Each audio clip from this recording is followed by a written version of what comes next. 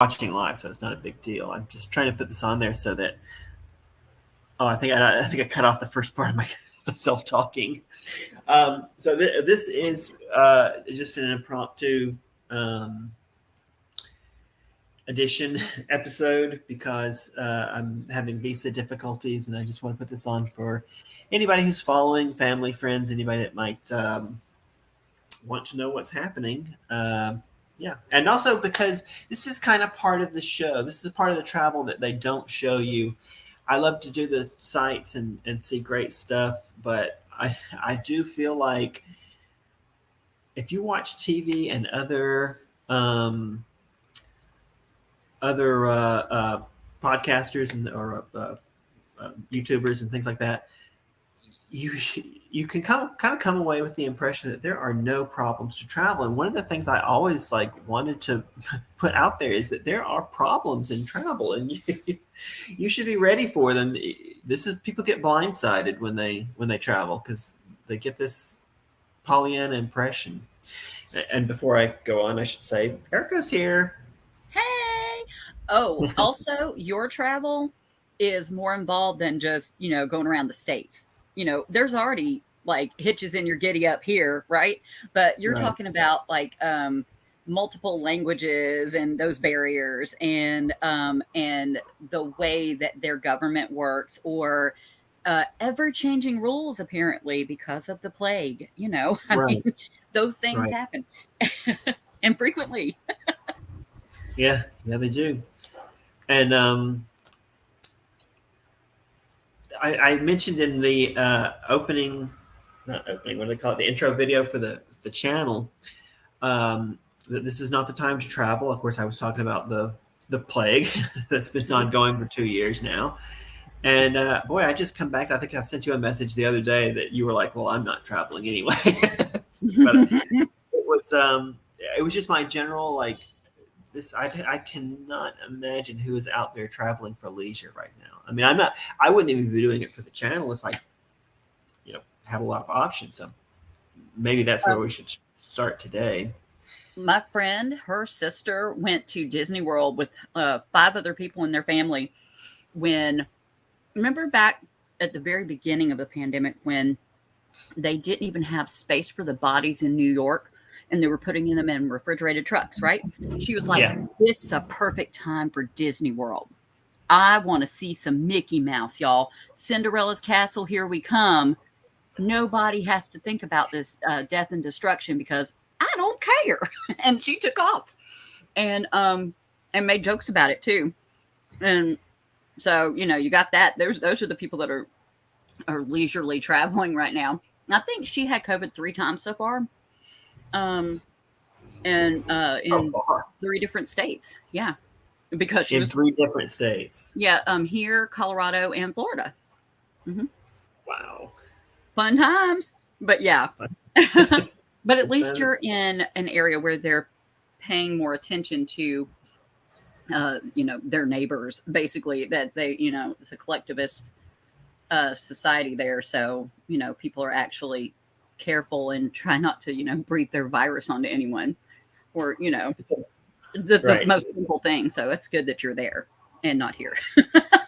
Right. And that's part of why I'm still traveling is because I don't want to go back to the U.S. I think that's like the default that everybody thinks is there. And you and a couple of people have offered me like couches to sleep on and some situation to get into. So it's not that I would have nowhere to go if I came back, but I don't have a home, that I own that's just sitting there waiting to be occupied by me. Right. I don't really have a place to go, and the job situation in the U.S. is not as good as some. Right, and it's costly here. If you were to be without a job where you are, is hundreds upon hundreds of dollars cheaper monthly than being without a job here. Or actually cheaper than being with a job here because you don't have a straight up home. So if you come back, you have to worry about so many different things when you're anywhere in Asia, anywhere over there. It's a lot cheaper to live. It's safer right now. and there will be job opportunities, especially when you make your way back to China, and Right. I it'll mean, be much better. part of the reason I'm hanging around here is because, I mean, I was in Vietnam for 2 years. The first 2 years of the pandemic, right up until January of this year, and I talked to the lady the other day. I have a standing job offer there. It's just that the school's not open, so I can't get a work visa until they open up and actually, I can go in and start working. And I don't know that they're doing any kind of visas right now because I checked Vietnam yesterday. I thought from all the stuff that was online and all the advertising, I thought that it would be possible to get into Vietnam. And I went to the embassy and they're like, we're not issuing visas.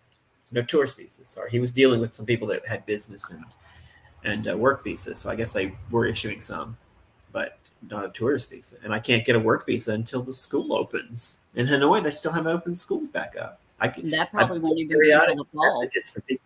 I'm sorry, do what? Oh, that might not even be until the fall with Hanoi anyway, with the classes. Yeah. Because I was reading about their situation. It's because of the rise of Omicron BA2, but then they have some crossover other variants, and they're actually being cautious and protecting the children. You know what I mean? Yeah. And so it's going to take a little while longer, but once it's all worked out and they can see where the numbers are in terms of infections, and then there's a dip in infections again, then they'll probably open up, which I'm guessing they're going to think maybe the end of summer, because the infections should go down in the summer here. And since we're a globalist society, the infections that go down here, then we won't be traipsing across the borders everywhere spreading COVID as much. You missed it because it was right after they ended the stream. We did the museum earlier today, the Tool Slung Museum. And right after I ended it, I was sitting in that courtyard, and me and Scott talked for a few more minutes. And this whole family of foreign, don't know where they were from, maybe Southern European or something like that, maybe Spanish, I don't know. That's just a guess. But a whole family of Westerners walked by, not a mask in sight, not in their hands, not. I mean, maybe they were in their pockets, of course. I don't know that they didn't have them at all, but I was just like, and they were all together and walking around the museum. And I had just taken mine off. I had gone off to a bench off to the side where there was no other people, and I had just pulled it down. But they were like, there was not crowds there at the time, so I can't say they were in amongst crowds, but they were like walking by other people. They were, doing their stuff, and and no masks, not a thought of one. And it's just like, it's there everywhere I go. It's so strange.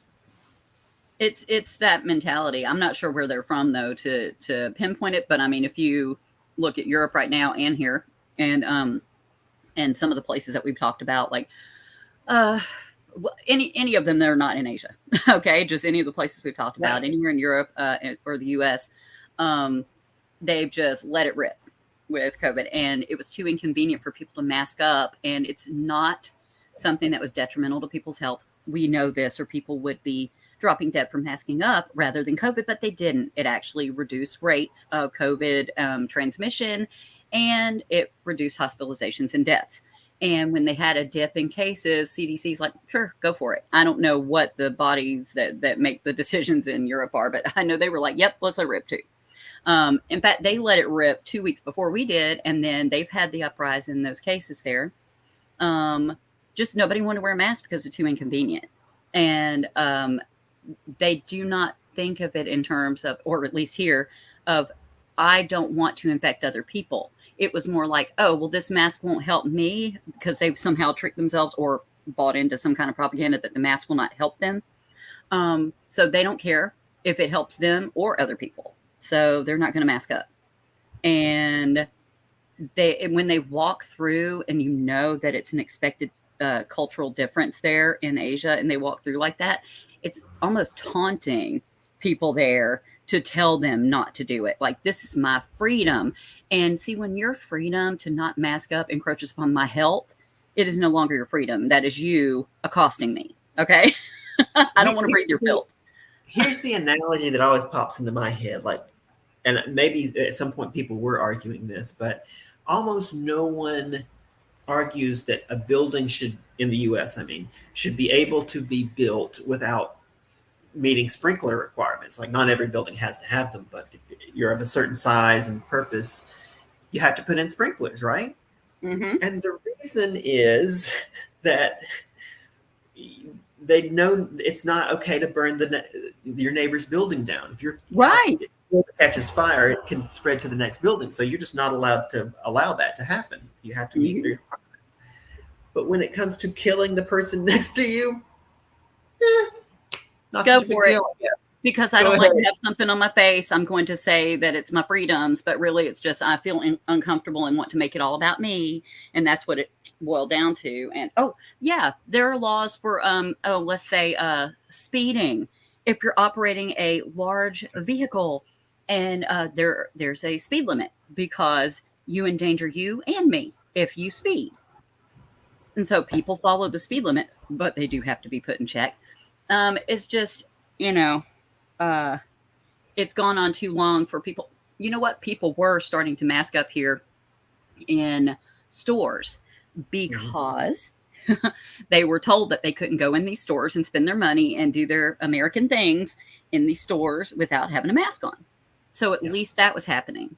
But when people started to get vaccinated, the CDC, full well knowing that that this is an airborne virus, it's airborne, said, no, you guys that were vaccinated, you can go ahead and just take your mask off.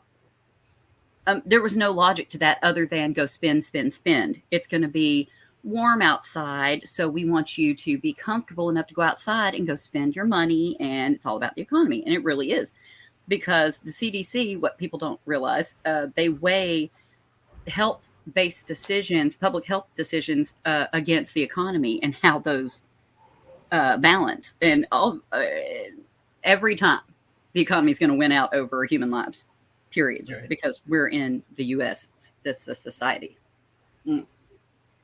So whatever. I mean, I'm just glad you're there because they don't do that there.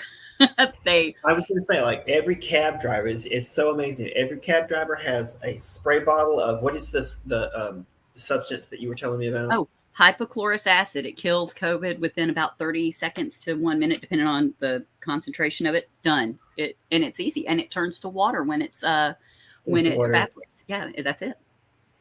Yeah. Mm-hmm. So every cab driver, every tuk-tuk driver, I mean, has a bottle, a spray bottle hanging in the dashboard. You hand him the money, and he spray.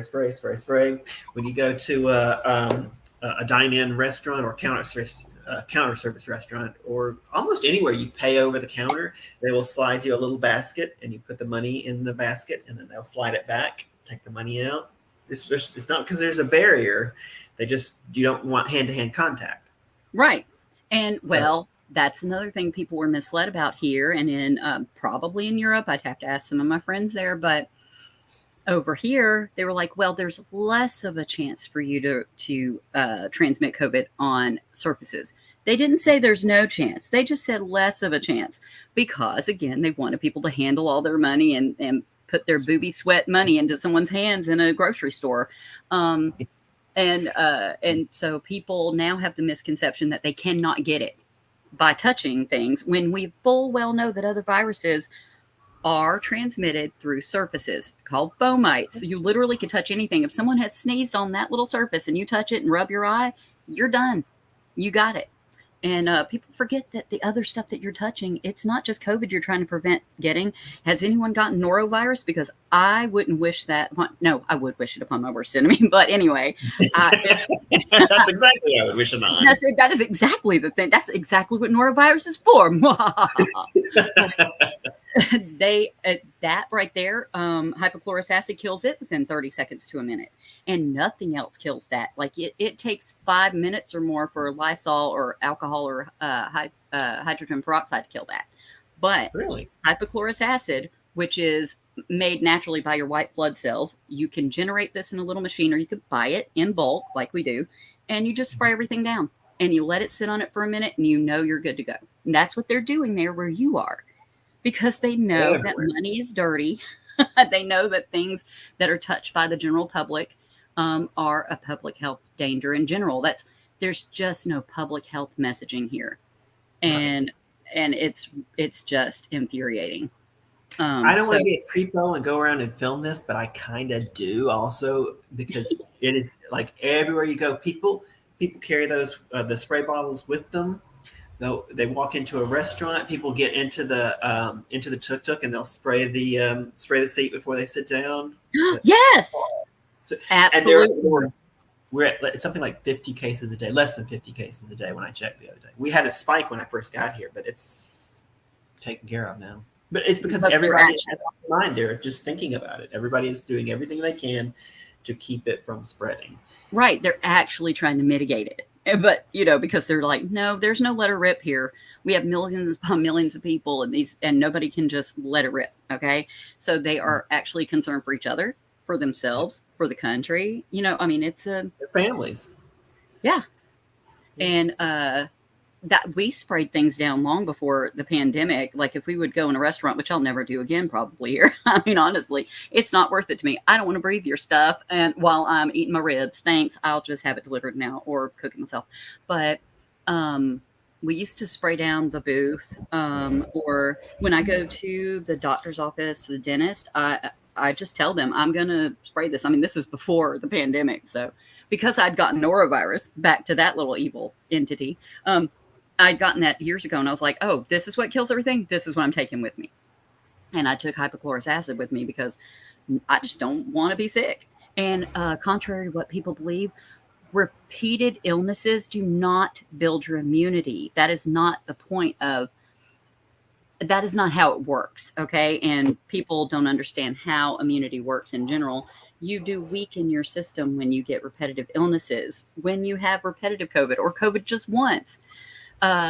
It's an inflammatory process that it sparks in your body that causes brain and heart damage. It's not just, oh, did you die? No, no, it's not just that. There are Well, then you must be layers. just fine. There are only two options. You're either dead or you're the healthiest person ever. Right, right. I'm so strong because I've had this virus that has killed over 1 million people in the States. Yeah, that's not how it works. So, Right. again, it's just back to public health messaging. People just don't One of know. the many things that the average American does not understand well. We will at times become very anti-American on this show. Sorry, anyone, but it's not because I hate America, but I think there's some substantial improvements that could be made. Right, at I least about corporatism and selfishness, things like this. These are things that I mean, even like obviously, if you go back to like the 50s and or the 40s, and when where people. No, I don't even want to go back to those because that's not a good comparison because there are obviously some bad social problems that were going on at the time. But if you look, but if you look in terms of how people were concerned for their neighbor then, all right. depending on or how but people don't trust their government either. But people are also too ignorant to understand what venues to find information. So it's just a big old mess here, and I'm very disappointed in most of society here. So I don't I bet. hate the United States, but I don't trust it. So Oh yeah, yeah, for sure. Yeah, I'm definitely on board with that. So just to take a break from the discussion, this is the kind of episode that I think we will be doing for what would you call it? Like the special limited episodes. If we ever get a Patreon subscriber, at some of the levels, we'll have some special, because you could say behind the scenes episodes. Since it's a live stream, it's not the same as doing a behind the scenes thing, but it is kind of behind the scenes travel, like the troubles of travel, and just the nitty gritty, like maybe some if we're actually in transit for some episodes. Since we don't have them yet, I'm just going to leave this on the regular site. But to anyone who watches this in the future, this is the kind of thing we would probably do for a behind the scenes. It wouldn't always be in the hotel room. You can't see a hotel room. It wouldn't always be with me floating above the city. We would sometimes be out and about, but today the reason we're doing the episode is I just want to update people on what's going on with this visa. I'm doing this because I have a headache. And this is, every time I get a headache, I'm like, this is the kind of thing we need to be showing people. And it's on the visa. I came here almost 2 months ago to Cambodia because I had to leave Vietnam. I had been in Vietnam for 2 years, and I was perfectly happy to stay, but they ended their visa, their automatic extension program, and so I had to leave the country. That was a whole thing. It was not easy to get out because they decided people had to leave before they opened the borders. Ground borders are still not open. You still cannot cross on a bus, and you still cannot. I couldn't get a visa back to Vietnam. My tourist visa here in Cambodia has expired. I had the opportunity to get, I guess, what was essentially a work visa, but it cost $500. That's just outside of my budget right now. I can't afford to pay that just to stay in country. And don't forget to mention that when you were in Vietnam and you had to leave abruptly, it is because they did not tell people that they were going to have Less them than a leave. week. There was Notice. no notification. It was just that, it was a few days, wasn't it? Just a few days. And it was barely mentioned on the U.S. Embassy site for there. And it was just like, well, you have to get out. And that was it. There was no help with getting out. It's just saying you need to leave, or you're going to have to pay this large amount of money to be here. Right. To which I could not have afforded to do. And so it was stressful to get out. Yeah, it was very stressful. I mean, travel and visas and things like that can be stressful even normally, but it has been especially stressful. And I think just to going back to the U.S. thing, I think there's a default assumption that everybody who's here can just hop a flight back to the U.S. And it's like, well, no, it was my screw up 2 years ago when I left China. I should have stayed there, but I just had it did not enter my head that China was going to clear up the virus and have, zero, because they got down to zero for a while. Mm-hmm. They were going to get down to zero, and the rest of the world unable to contain it with months of notice, unable to keep it from spreading. Oh, you mean unwilling, because we know the difference between those uns. But also, if you were to try, when you were having to leave Vietnam, I remember this too, the flights out of there to go to the U.S. were outrageous to get back here. Oh, yeah. I mean, it's not a cheap flight anyway. Yeah, but it was more than what it would cost to live where you are in Cambodia for months. So you had to weigh out those decisions and go, well, obviously I'm going to do this because the U.S., if you get here, you do not have a solid home. You don't have a job to come to. Okay. It is scary to be here because you do know what is actually going on because you are trying to be aware of the situation other than, the people that are, just ignoring it and, bebopping around like nothing's wrong. So there's a lot of things that you can't do if you were to try to come here unless you had a lot of money in hand, because it just takes a lot of money in the U.S. to do anything. And and it would be, that's more stressful than trying to get out of Vietnam. I mean, when I tried to think about it, I was trying to plan it out for you. Just, I was like, oh, let's see what happens. And I was like, oh, does that flight say it's $900 to get back to the U.S.? I was like, and that was the cheapest one? Oh, no, thank you. Okay. Plan B, plan C. Let's go. What's going on? So if you were able to go from where you are, like what we're about to do, because then people can see what you're about to do, just to get the travel insurance, right, is what you're trying to do right now. And then the other things that you were trying to do is use a website for Thailand for your travel documents. And that was also something, with a language barrier and like a poorly made site also. So a lot of things that are going on that you're trying to do. Yeah, I mean, so the Thai site right now, so what I'm trying to do right now, because I can't get back into Vietnam, is to move on to Thailand. And that's just the next closest place. And it's a place that actually had cheap flights. So you have to book the flights. before you have the visa. You have to book your hotel room before you have the visa. It has to be a one-night stay. This is the COVID check, part of the COVID check. It has to be a one-night stay in an approved hotel with a package that includes your COVID test and your sealed, I'm calling it sealed, I don't know what they said, but transportation from airport to hotel.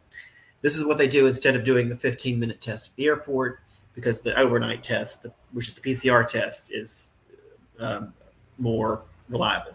Right. Mm-hmm. So they seal you in the van and take you to the hotel and give you the test. And you spend the night, and the next day you can head out, right? But that's expensive. All that together is expensive. So you have to book all that first, and then you can go get the visa. Well, I've booked all that, you had to book all that first. Then you go on this website and put in all your information. And when you get to the end of that, then you can go get the visa. But the problem is the visa takes 3 days, and I'm sitting here. We're trying to leave next Monday, and I'm sitting here trying to get through this website. Well, it's a hastily thrown together website, and I have started yesterday, and every time you get to a new step, of course, then you have to go book it. But then when you go back to the website, it's lost all your information because you can't save it. So I'm re-entering all the information every time at every step. That's not the worst thing in the world. It's just annoying. But right now, the last step is when I'm on, and I'm trying to get insurance, the travel insurance, and they've got they link you to a really cheap insurance provider, which is good, but they only take credit cards. So then we have to get into the credit card fiasco, or debit card, not credit. I don't have a credit card, but I haven't had a debit card. We started trying to send my debit card to me. I've been through 2. My sister started trying to send it when we were in Ho Chi Minh City, because that was. I don't even know if we should go back and revisit the whole Vietnam thing. What do you think? I mean, that's another struggle, huge struggle. You were on the struggle bus with that one, because that was forever. Because when your sister tried to send it, there was going to be some crazy fee when she was going to try and send it, and then you had to come up with a different way. So you directly contacted the bank after that. But that was already, how long ago was Ho Chi Minh City when it took? So it's been several months. Yeah, it's going on 3 months, I think. Yeah. Yeah. And so when you got there, you ordered the card when you got to Cambodia, right? So I had to reorder it when I got to Cambodia through the bank, because Mandy couldn't get it here. She tried to send it UPS, and they couldn't handle it. She sent it I think she sent it 3-day, and 6 weeks later it still wasn't here. Right. They were just like, oh, well, and what everyone did here, I don't know about elsewhere, but most businesses everywhere are probably like, oh, but the pandemic, so, whatever. And exactly. And they love to say that.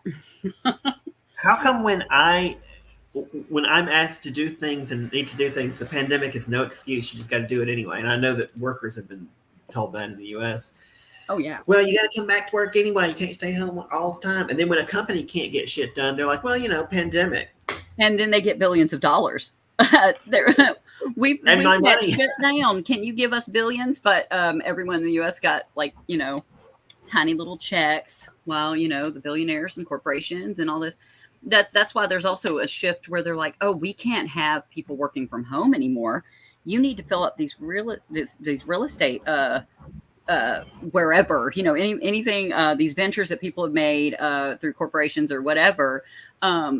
You need to step into these, spend your money in these, put your butt in these seats while you can be micromanaged and be in these buildings, because these people have more money than you. Therefore, they are more important than you. So that's the way it goes.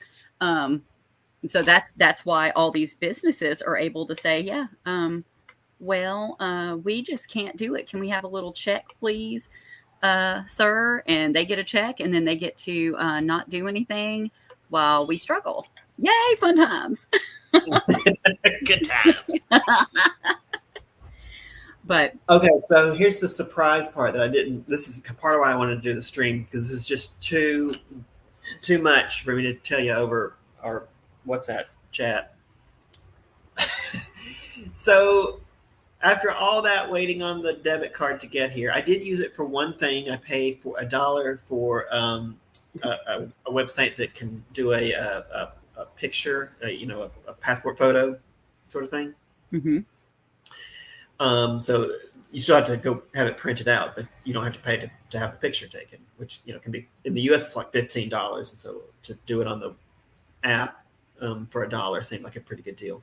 So I paid that with the debit card, so it worked once, and then they didn't accept. Well, so here's what I was going to do. The insurance website only accepts the debit card, so I don't have any money on my debit card because it was not lost, but it was in transit for so long. I had it all in my PayPal, so I said, "Oh, but PayPal can transfer to your debit card if you pay a fee. It's like $1.50, something like that fee. It can do it. They say, I don't know if it's true because I haven't had the chance to test it. They say they can transfer instantly or minutes, whatever they say." And I was like, "Okay, great. Then I can pay for the insurance with my debit card. Great." So the debit card got rejected by PayPal. Why? Because it's the new one. So I entered all the new information in. Went to the bank. I don't have a debit card. I don't know what you're talking about. There's never been a debit card. There's none on this account. It does not show that the debit card is canceled. It doesn't show it's frozen. It doesn't show anything. It just shows no debit card. What? Again, somebody else has their thumb up their ass, and I'm the one that pays the price. And I don't see it like. I don't see any kind of way to pay for insurance without some kind of a Visa card because they just don't accept much else. Right. Wait. So what happened with so the debit card that you were sent, probably since it was such a low amount that you paid for whatever you did for the site that you were talking about for $1, you could probably kind of just get away with it. Like if it was like that, how we have these prepaid cards here, like one vanilla, we'll put like $1 on them or $2, and then you can use them on a site to hold the site. You know what I mean? To pay for something, but you're not going to have any more money on it. So maybe that's why that worked. But then it wasn't even an activated card. Like, did they send you an inactivated card? They sent that. Yeah, it's inactivated when they send it, but you can activate the card. But you activate right. So you called the number and it pop up. Yeah. And then they're like, "Well, sorry, we don't. It doesn't work." It showed activated for days. I mean, I checked it a couple of times because I'm kind of paranoid at this point. Make sure it's going to work. Everything looked fine. And then I just went on today, and after it got rejected, I was like, "Well, what was the problem?" Well, it just disappeared. The whole entry for the card's just not there. Which says it's probably their website. Hopefully, it'll be the problem will be corrected. I mean, is this just a regular major bank here? No, it's not a major bank. It's a credit union in Utah. When I lived in Salt Lake City, I started using them. And, actually, Mormons travel internationally quite a bit. I mean, I guess just one time, but it makes for a lot of international travel. So they've generally been pretty good about dealing with international stuff. I mean, they're not a major bank, so they can't do everything. But, Mormons do that. I forget what they call it now. I lived there for a while, but it's all out of my head. When they come of age, they go travel and do a mission. Mission, that's what it is. They do a mission to some foreign country and work for the church. Oh, okay. There's a Church of Jesus Christ of Latter-day Saints right up the road here.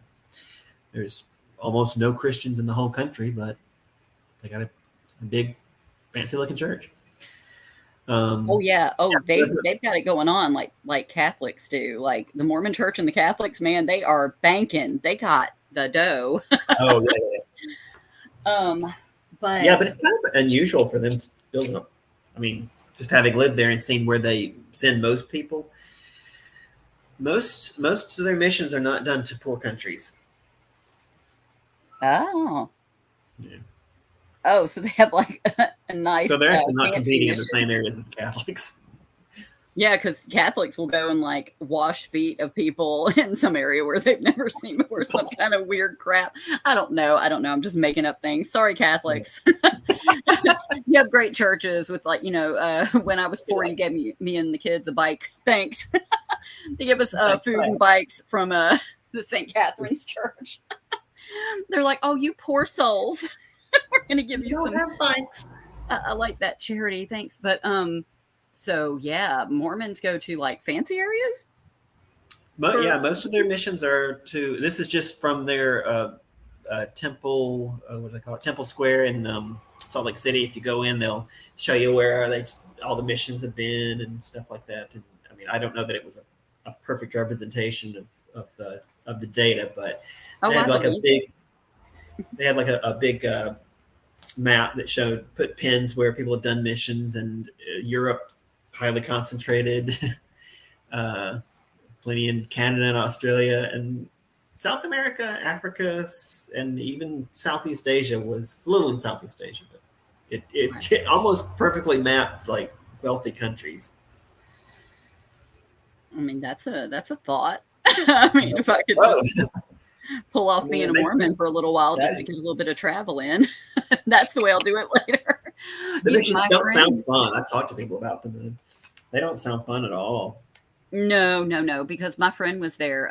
She was living in Dahlonega here, and there's a Mormon church there, and I don't know how she got involved with them, but they paid her rent as long as she came there on Sundays and did whatever they do in the church on Sundays, and it was 1,000 a month. They paid her rent, and they were going to pay for her to go to Brigham Young online and all this other stuff, and I mean, so they have the money for sure, and that church was gigantic. So I Yeah. believe that they're going to the nice places and stuff, and they have the dough. Oh, here, wait, let me go on this. I'm gonna try and click on the link that you sent me for the insurance and see what it Okay. does because I just noticed that is in here. You Okay. only sent it an hour ago. Well, I had to get some of this off my chest, so I was like, you know what, this would be the perfect thing to do a stream about because these are the stresses of travel. I'm like just two steps away from being able to get into Thailand. Um, uh, and it's kind of my last option. I can't stay here. Well, I take it back. I mean, I could pay that. So the deal here about the job. I hope you're clicking. I'm just going to ramble while you do it. Okay. The deal about the job that I was offered here, and I think it was genuine, and it wasn't a great deal. It was a $400 a month job. You had to pay a $500 fee for the visa to get it.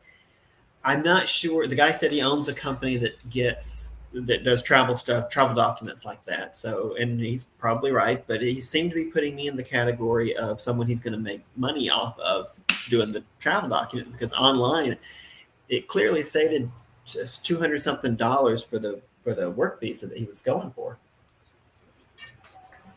Sorry, I drink water to try and clear my headache up. Um, but yeah, so that right off the bat was not great. And then the arrangement for getting the visa was we just discussed this on the stream the other day. A guy was going to come up to the hotel I'm staying at on a motorcycle and take my $500 and my passport and ride off into the sunset, and maybe he'll come back. And I just felt like that doesn't sound great. It's some It guy sounds riding like up a on a shady motorcycle. drug deal. It, it does.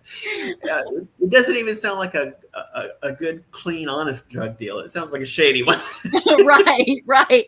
There's no just a nice little passage of money and some kind of drug. It's like back alley. Some guy's gonna ride up to you on a bike and take your money and your passport. Like that's That is every traveler's fear. That's what we try to avoid happening. When I went to Hanoi the first time with my Italian friend, we came up from the train station like after midnight, very late, nobody on the street, and that is exactly like a guy rode by on a motorcycle and tried to grab his bag, like he got the strap off the side, he grabbed the strap and was trying to pull it oh yeah. off. Yeah, he was, That's but how my friend Johnny was robbed in Ukraine. He was on a train and someone just said yoink and took his bag And he was like, well, it's a good thing I only had like water and a couple of pairs of pants and stuff because I'd just gotten off the plane. That was it. But yeah, I was like, haha, you didn't get anything good, you thief. But oh, I'm on the site and Okay. it just says buy now. Okay. Welcome to Thailand. Start from 650 THB, and that is whatever their monetary unit is. 30 days. Thai So bot. it's what is it? Thai bot. Thai bot. Okay. That is for 30 days. So it's 1945 for 30 days. That's not bad. And so if I click buy now, that's what you, which one is it? Is it that or go for the 60 day? Is it on the 60 days? Oh, sorry. Yeah. On there, click the 30 days. okay. And yeah, because it says start from. So then we'll go buy now. And then let's see what it says. I mean, this site looks good, at least. I bet you that other site you were talking about for the documents is a nightmare. Okay, let's see. Okay, date to enter Thailand, trip period. Okay. Yeah, and you can pick 60 days. So what is the date to enter Thailand? The 11th of April. Okay, and then the trip period, you want me to put 60? Yeah, go ahead and put 60. Okay, and then it says forward COVID inbound, 1,050 Thai baht. Whoa. Yeah. Oh, the coverage that this is for the 1,050. So it'll be like what, $40, $45, something like that. Yeah. Is it covers medical expenses inpatient due to illness with coronavirus disease, 700,000 Thai baht. Coma, by the way, caused by coronavirus disease, it covers 700,000. I don't even know how to convert that, but that's a lot in dollars anyway, too. And then it covers coma due to side effects following following vaccination if something should happen, and then funeral expenses in case of loss of life from injury. So it covers 1,000 Thai baht for that. So, wow, a funeral there is only like $50. I'm just saying. $20,000. What is? Oh, 20,000. So all of those things. So it covers 20,000 in medical expenses separately for a coma or illness with COVID. That's that one. And then they have another one here. It's another level up. And here, calculate this, Santana. 2,950 Thai baht to dollars. 2,950. So 2,950 Thai baht. And a little under 100. So for those 2 months, it would be a little under $100 if you got the higher level, and it covers 1,750,000 Thai baht for coma or medical expenses due to COVID. Some places, it's really good to note this too. When I was looking up things about like some places were requiring you to have travel insurance like this because of COVID, and it had to be a certain amount, like up to $50,000 US dollars. And that's what it had to cover for a lot of places. So you had to have that insurance when people were traveling before now. Now things are a little bit, I don't know if you want to call it stable though, but you know what I mean? Things have evened out. This is required. This is why we're doing this. Yeah. And so now, do you know the amount of insurance that's required for Thailand? That's why I sent you that link. That's the link they give you. It meets all the minimum requirements. That's why. Oh, good. So the lowest amount meets the minimum requirement. So, yeah. Okay, good. The 1050 was. Okay, and so that's here. The COVID inbound A, it's 1,050 Thai baht, and so it's like 38, 30, $40. And do you want to try that one? I would love it. Yes. Okay. And it says apply this plan. Okay. I will apply it. And then, okay. Your email, it should pull you up. Of course it doesn't. I know you're like, Waisili. Waisili 597, WEISILI 597. At Gmail. Okay. .com. Okay. And mobile number, do you want me to use mine? Or yeah, you can. That's probably best. Okay. And then okay. Address. What address do they want you to have? I would put, if you don't mind putting your address, that would be great. Oh, okay. Because if we're going to use your card, then I Right, don't think right, they're going to. Yeah, that's not the payment stuff, but it's just better if it all matches up, and then they don't have to raise any eyebrows. right. And country, the old U.S. of A. Okay. Okay, and save and continue. See, this site is Mr. letting you save as you go. That's very helpful. No kidding. Oh, when you told me it would time out like that, there is a site that I go to when I order my own lab work. And if you are inactive on it for 15 minutes, if you go to another page, even just to look up stuff to hurry up and put something back on that page, it closes out. So you're like in a mad dash to try and get things to work. And I'm like, oh my God. Okay. So you are April 29th. Whoops. Yes. Okay. Why is it going back to, this is really funny. It goes back to 1988 on here for no apparent reason. So I noticed that. It's like maybe 1988. Is that what you're on? that must be some kind of average travel age that they've come up with. I don't know what's going on with that. Okay. April and 29, 1977. Yeah. Nationality, U.S. It won't just let me type U.S. I have to scroll all the way down. I know. I hated that. So whoever coded these things, whoever did this, they're just like, no, it's going to be better than the other thing that you've been on, but still not the best. It's still not the best. We don't want to set expectations too high. Okay, passport number. Oh, passport number. I'm going to go ahead and put that on the internet. I don't think there's anything you can do with that number. I don't know why they're asking for. I guess because if something happens to you, you have to use your passport as your ID. Oh, you know what? Go over to StreamYard. I'm actually going to just copy it in a private message to you. Private chat. I see. I think it'll be easier to copy and paste anyway. Oh, yeah, there it is. Okay. And copy. Go back here. Okay. And paste. Okay, beneficiary details. Own estate. Specify my own.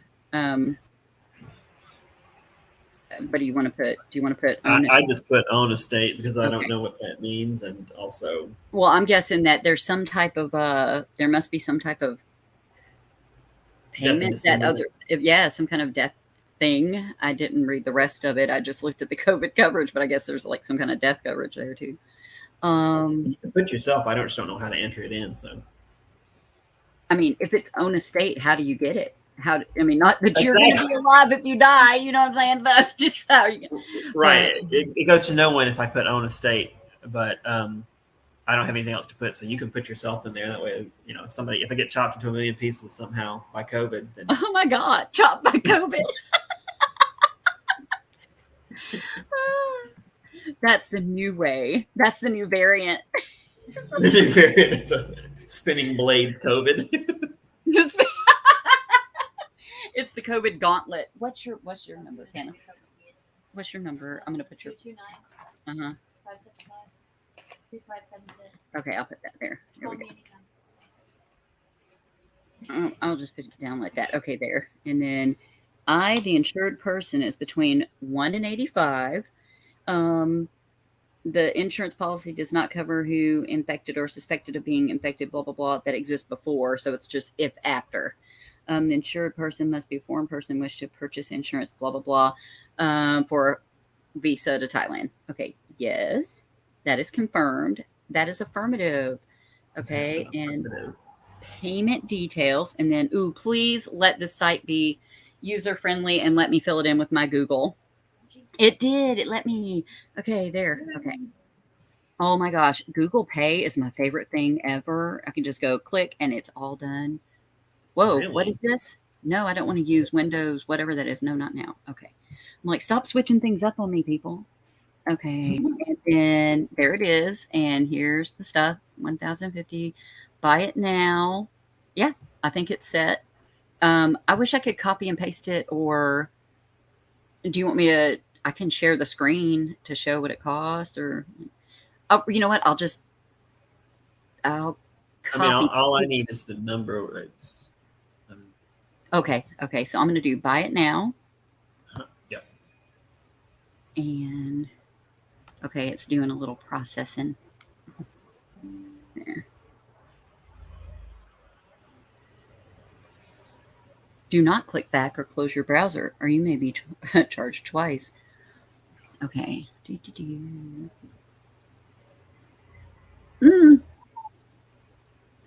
Their little thing says, please wait for a while. Yeah. Almost there. Please wait. Have a good day, Wesley Green. If you do not receive the confirmation email within 30 minutes of buying the policy, please check your spam or junk email folder. Our customer support will be in touch if there are any issues. You may now close this window. So it may be in your email. But I'm already looking at it. I just don't have the I got the approval code, but I don't have the policy number yet. Maybe that. Yeah, I'm waiting because it's doing this little pulsating dot on the side of the screen where it says almost there, please wait. So I'm like, is this dot going to show something? Because behind that, there's a shady little part that says coronavirus inbound policy details, start date, end date. So I don't, but then at the bottom of the screen, and here's one of these lovely things like what you've been encountering everywhere. There's contradictory information. Right here it says almost there, please wait. And then at the bottom it says, have a good day. Bye. So no, don't leave. Almost there. Goodbye. Right. You're Wait done. on the pulsating dot or it will not show you your policy. Okay, here's your policy. I've got it. So I'm going to send this to you on WhatsApp in a picture file because it's like I got it. They've already sent me the email. Oh, good. Okay. I'm still going to put it in there so you have that okay. on hand in your pictures and save it on your phone as, as your insurance proof. Okay. Yeah. Absolutely. Just for extras. Effective date 11 April. Good. There. April 11th. But it's really good to know that it's only $40 if I want to go to Thailand and I want to have insurance, that I can spend that. And it's pretty cheap to stay there. And fairly safe. So, I mean, be nice to go and do that after the plague. Yeah. I'm just, through all of this, the thing I cannot help but go back to over and over again. And did you send it as a JPEG? Because that would be just yes. Yeah. Oh, that is what they want. Yes. And I remember they wanted it, what size did they want it? It has to be under 5 megabytes. Yeah. Santana remembered she was gonna. Oh yeah, she said send the documents. Remember, she'll resize all of them, and then we can submit them through that site so we can make it fast. Okay. If you need that. That's like your insurance card right there. I wonder if that's what they want. It says medical insurance documents. That has to be it, right? The is it card, for COVID? Right? Yeah, it's got that's the document there. I mean, unless there's some kind of unless they want the underwriting policy, the whole rigmarole. That's going to be more than 5 megabytes though, and it's not going to be in a PN. I mean, this was a stupid thing about them wanting a JPEG of everything, and they're wanting all these documents that are obviously going to be PDFs, and they're like, send it as a JPEG. I'm like, what are you talking about? Oh my God. Do you know who does that? The government here. Basically, when I apply for my friends, like they'll need some type of government assistance, right? And I was reapplying for a friend's Medicaid, and anything that you send on their site, it has to be PNG or JPEG. You cannot send them an actual Word document or a PDF. You have to send it as a picture file. Not sure why, but I know that if someone is impoverished and doesn't have resources, it's going to be that much harder for them to do what they're trying to do. Right. I mean, I have a fairly good education, and I was like, "You want it as a JPEG? How do I do that? I don't have a thing that converts that way. That doesn't, and it doesn't make any sense."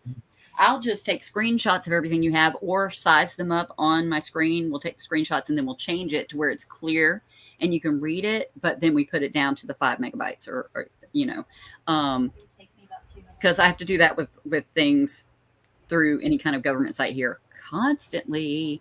But also I do that to back my own butt up about anything when I'm filing something. I'll do screenshots and save them in files along with the actual document, because when Huh. you're arguing with someone online or when you need to show someone, probably it's for the ease of whoever's going to process it. Anything that Yeah. makes it harder on you, easier on the other person is what they're going to have you do. So Yeah. if it's easier for them to pull up that picture and go, oh, there's your policy, because they don't want to open up a document and have to read through it. Okay, I sent them both. I sent them the card, and they only have so many places where you can upload things, but I was able to put in the additional documents, the actual contract as a PDF. Oh, good. What other things do you have to send them? Well, that's the only place they allow a PDF. So the other one I just put in the JPEG that you just sent. Okay. And then the other documents like your passport or something, or Oh my God, there's just been page after page of documents. Yeah, passport was one of them.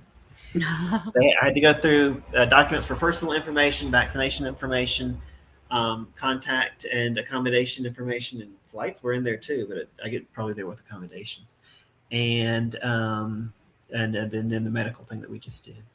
Okay. And then when you get there, that's when they're going to do your PCR test, and all of that is included in that costly bit where you have to ride in the Pope Mobile to your hotel that you pay specially for to get Right, to, and have the test there. And that's why you wait overnight there to get your PCR results back the next day. And then you're good to go wherever. Yeah. That's right. I'm just going through all of them, scrolling down, looking at all of the information, because I can't screw this up. I'm going to take this. They open up after lunch, and if I submit it today after lunch, it should be back by Friday. Oh, yeah, because it's 1 p.m. where you are. Yeah, 1 p.m. Because I just realized that because it's 2 a.m. here. Okay, Right. so if you do that now, and it's Wednesday there now. Is that what you're saying? Or is it Wednesday or is it Tuesday there? It's Tuesday. Okay, so you have three. It takes 3 days to get the visa back. Okay, Wednesday, Thursday, Friday. So Friday it'll be there, and that is what is that date? That's the 8th, and so you need to be gone by the 11th. So everything needs to go off without a hitch by the 8th for sure, right? Exactly. Because everything's closed on Saturday and Sunday. You have no other choice. It has to be done. So this is like right down to the wire right here. Once you do this today, it has to be everything, just nothing wrong. Nothing can be going wrong. Right. Okay, so you do have all your documents, and you've already sent them some of it, and then it's all the right size now because it's going through, or no?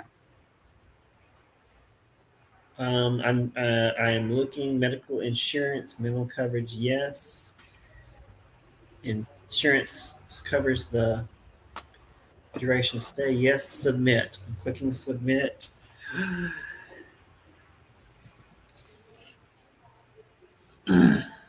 Please remember this access code for logging in. Don't tell me to remember things. Oh my God, you better screenshot that too.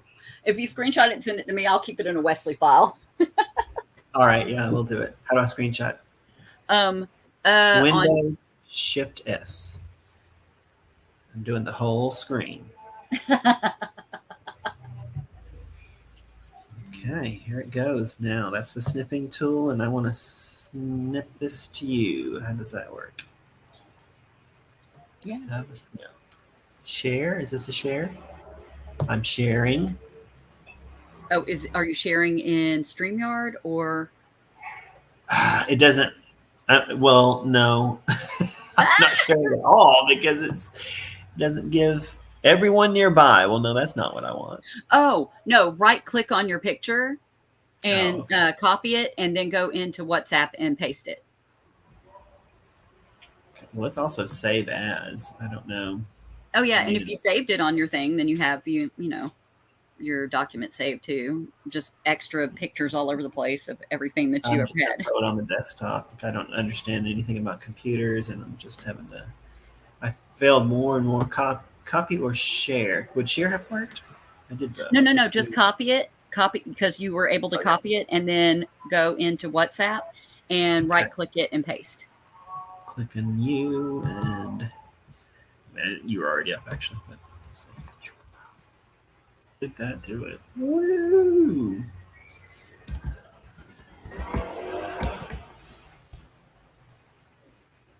Really, just the number that we're worried about, but yeah. Aha, there it is. I'll save it.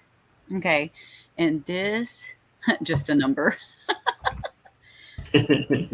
Access code to check your status and update your information. So this is from the Thai site that was, cycling out every 30 minutes. So you did get all your stuff in now, and this is your access number to see if they're processing it and if they say there's anything wrong or not wrong and yada yada, right? Right. Okay. And then I will save it as, let's see, Thai site updates. Save it there. Okay, and then got it. Oh my god! I'm telling you. And how long have we been talking? Like 2 hours ago, I was distraught. I was just like, "That's it." In fact, I think I sent a message. I probably shouldn't have, but I sent a message to the Untethered group that was like, "Well, I'm fucked and everything's over, and I'm just gonna look for a cliff to jump off." Oh no! I was just like, I don't know what to do. Vietnam is closed, and I can't. I'm so close to getting into Thailand, but the physical debit card in my hand has just been deleted by my bank. It's like there's someone out there who's just. Oh my god! It's like that bad Sandra Bullock movie that I love so much, The Net, where it's like a really old computer conspiracy movie where the bad guys, stole Sandra Bullock's identity because she had some kind of access to their evil, nefarious plans, and it was on an actual floppy disk, and it was hilarious. That movie was great. But yeah, that's what it is. Someone has stolen your identity, and you are Sandra Bullock now. I mean, does she live in Malibu? I'll go for it. Actually, I'll put on a wig. I'm now Sandra Bullock.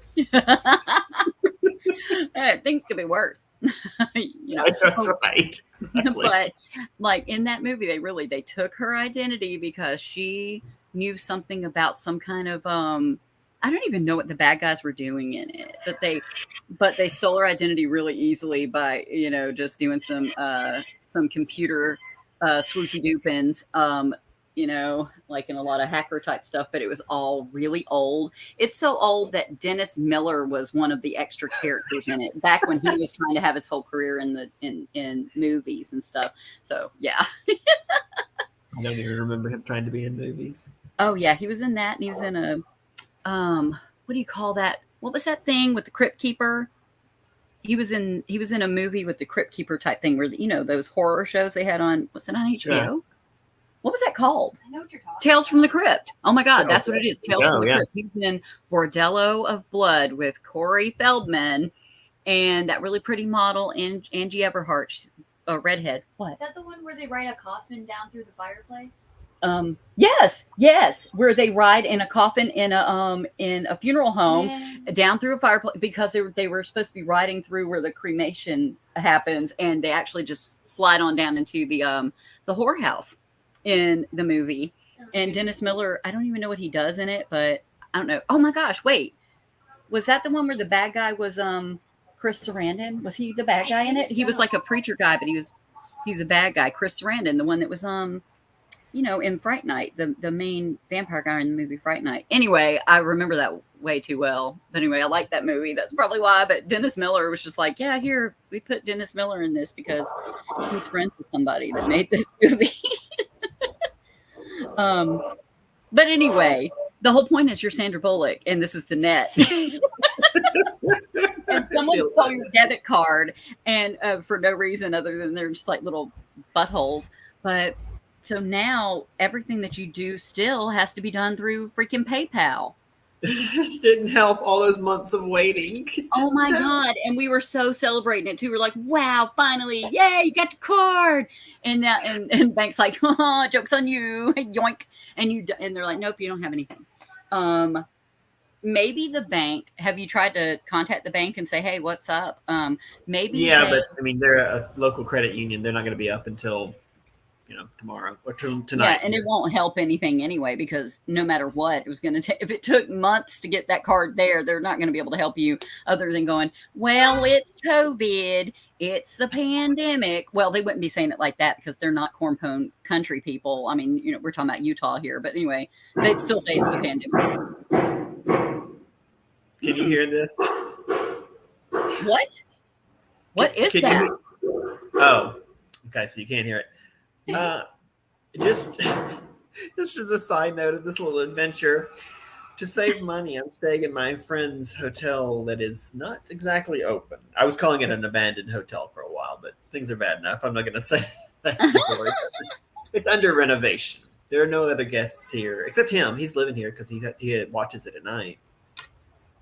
And I think that's probably why he wanted to rent the room to me. He's like, yeah, another light on will dissuade any possible burglars or just you two guys are gonna like protect it like you're Bruce Willis in the Die Hard-esque kind of movie. I don't even come out to check out the cats, and there's the cats that live around the construction site are in heat, and they are just making noise all night. Oh no! But I don't even look and see what they're up to. I just bring my shoes in at night, so they won't shit in them. Oh my God.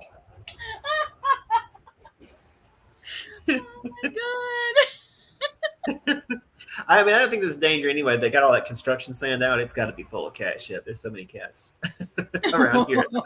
But the noise is the construction.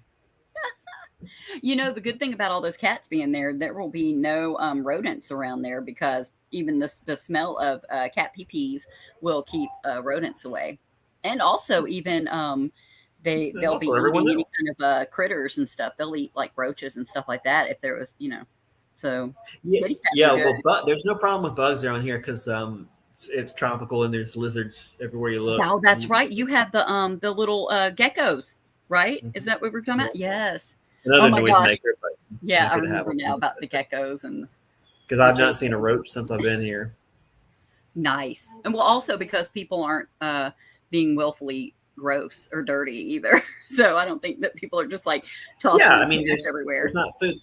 There's trash, like construction trash up and down the streets, because there's several construction sites around here, and people put their garbage out in a bag to be collected, but there's no nastiness, like just right. I mean, they do that in New York, but they also urinate in the streets, and you might find a pile of human feces in your elevator at any given time there. You won't be doing that in Cambodia. No, you don't see that here. Yeah, that's true. I mean, I remember when we went to Paris, we found that for one of the first things we got on the train into town. We take the metro to the hotel, and we get our hotel had to take an elevator up. We got in the elevator, and there was somebody just took a big, huge dump right in front of us. Oh my God. I am not surprised. Everybody I've talked to that traveled there, they were like, there's some really pretty places here, but let me tell you about the filth. And they would tell me about all this stuff. And like my friend with her she did not know what she was getting into. And she got her room and didn't know that it had a shared bathroom. And the bathroom didn't have a toilet seat on the toilet. She's like, how am I supposed to use this toilet? And she's like, it's dirty in here. And I was like, girl, you better use your trash can. I was like, I don't know about that. Well, I gotta say, I mean, I've found some places where that's why I'm not. Kudos to all the backpackers that want to travel on a shoestring, and I travel as cheap as I can, but I have limits. Especially as I get older. Like I can share a bathroom with people, but it has to be a standard, it cannot be a substandard bathroom. Right. It needs to be clean and have a toilet seat at least. My God. Like what was wrong with that? If you go to Hong Kong hostels are, for the most part, are fine there. They can be the price of a regular hotel room anywhere else in China, but they're generally pretty clean and nice. I mean, you've got to you have some sense when you make the booking and look into the hotel, but most of the ones I've stayed in are pretty nice. Oh. Yeah, as long as again, if it was somewhere in Europe and not Asia, I wouldn't want to stay in one because I know that they're not masking, and I know that Oh, there's, right, I yeah, mean, there right may now. be places, so over, where you are and anywhere across Asia, they are, and there's going to be.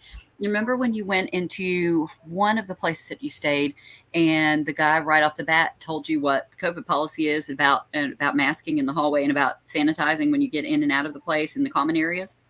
That's Hmm. that's That was the first comforting. place I stayed here. I mean, he gave me that speech. I came in late at night.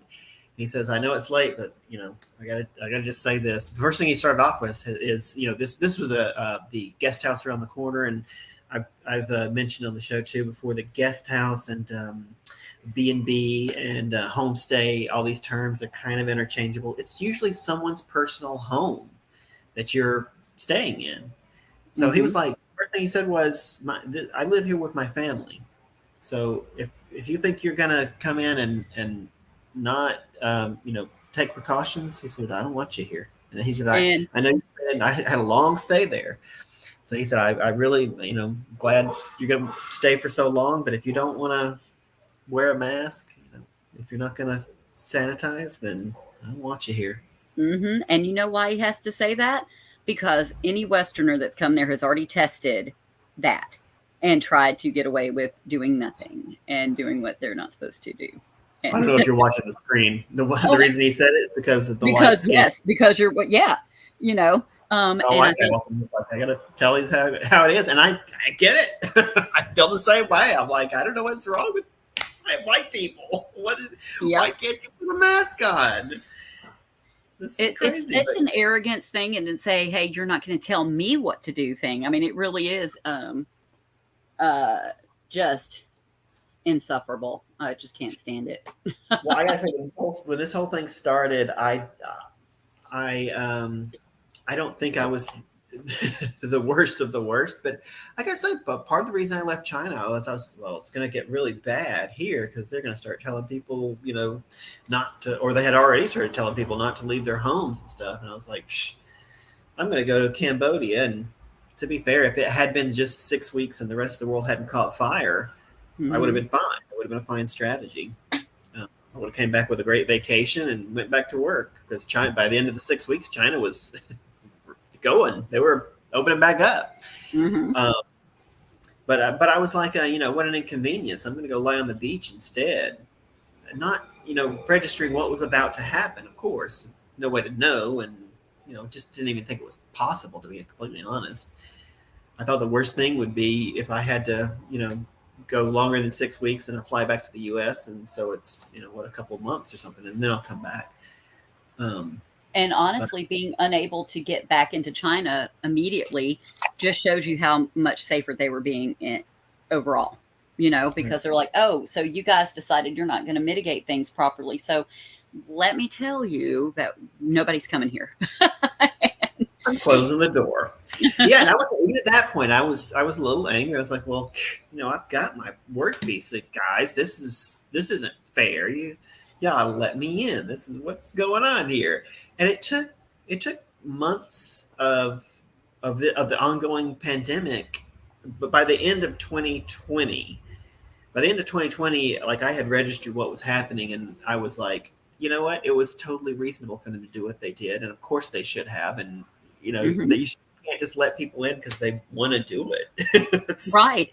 And it's so funny that the US, funny, not funny, haha, but anyway, that the US has a requirement for people to be tested when they get here, to have a negative test when they arrive. There's something about some type of, the US loves to talk about sanitizing theater, oh, yeah, you're just putting on a show, showing that you want to keep things clean. But then they have their own little bullcrap policies. They're like, yeah, if you're coming from some other country, you're going to have to be tested when you get here. But by the way, Once you're done doing that, you can go lick doorknobs freely within everywhere, anything that you ever do, because there's no mitigation. You don't have to mask. You don't have to. And there are variations of masking around, obviously there are political and social reasons varying from West Coast to East Coast and South versus North. But anyway, so they're requiring people to be tested when they get here. Okay.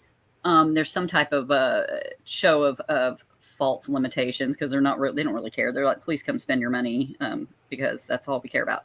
But then once they're here, they can go and slop food into their mouths in a crowded restaurant. They can go to a crowded stadium and holler to the top of their lungs and spew anything anywhere. It doesn't matter because do as we do here because, hey, it's the U.S. Yeah. When you tell me about that policy, I hadn't even thought about whether they had a policy and I've looked at this data, and right now the infections in the U.S. are relatively low, so I guess this is not exactly true, but it feels like, what was I said the other day? It feels like they're asking people to put out their cigarettes while they're walking into a wildfire or something like that. Yes. And also the low infection rates that you're seeing, there is a very large dip in people being tested with PCR tests in public places because people have started using rapid testing at home, if testing at all. A lot of people don't test. Obviously. So the numbers are skewed in terms of transmission. So there has been a shift by the CDC that people don't understand in their mapping of COVID cases now to show you which areas are low or high. Their low or high means hospitalized rates, not transmission rates. So when people are looking at these beautiful little green areas, it's only because a lot of people are not hospitalized there. They're still transmitting the virus.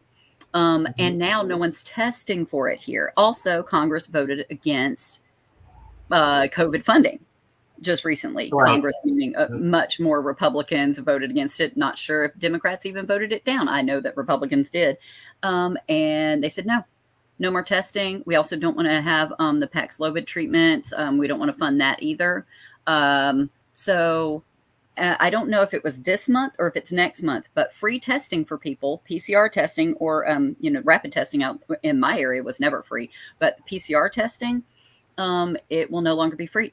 It is only covered by, they say, I love the semantics of this. They say it's free if you have insurance. And I'm like, no, you pay for your insurance. Your insurance will cover the test. Okay, it's not free. Right. So that's happening.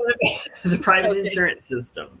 Yes. And so when you see that the case numbers are lower, it's only because people are not being tested as much. And the thing that people could look out for right now is wastewater. And there's been what was it, Santana? A 2,300% increase in COVID in the wastewater, which means that there's obviously a surge coming if it's not already here. But because nobody's really testing, you can only look out for basically wastewater, and then you can look at your hospitalization rates in your area. But you can always just assume, because the pandemic is not over, you can always just assume that it can be transmitted, and just mask up and don't hover around indoors if you don't have to. Just mask up until nobody has heard of COVID, until it's completely faded from memory. Just why would it's such? I don't get this thing where it's an inconvenience. It's not an inconvenience at all. It's just a mask. It's a light piece of practically paper that you put on. But we know it was political to begin with, and now it's economical. It's which also obviously still ties back into politics. So the former person in charge of this nation already shat all over masks and said no, that's just ridiculous. And so those disciples of that fool were like, we don't want to mask up. My freedoms. And so then we had that, but then we had people complying for a while. And then the CDC also, don't forget, they also instilled distrust in masking because they originally said people don't need them. because they were trying to hoard them for medical workers because they knew the surge was coming and people were about to drop dead in hospitals. Which is understandable, but you can't lie about it or people stop trusting you. Right. Duh. And of course, you know what? These fools here would come up with any way to not trust anyone and come up with whatever conspiracy theory they want.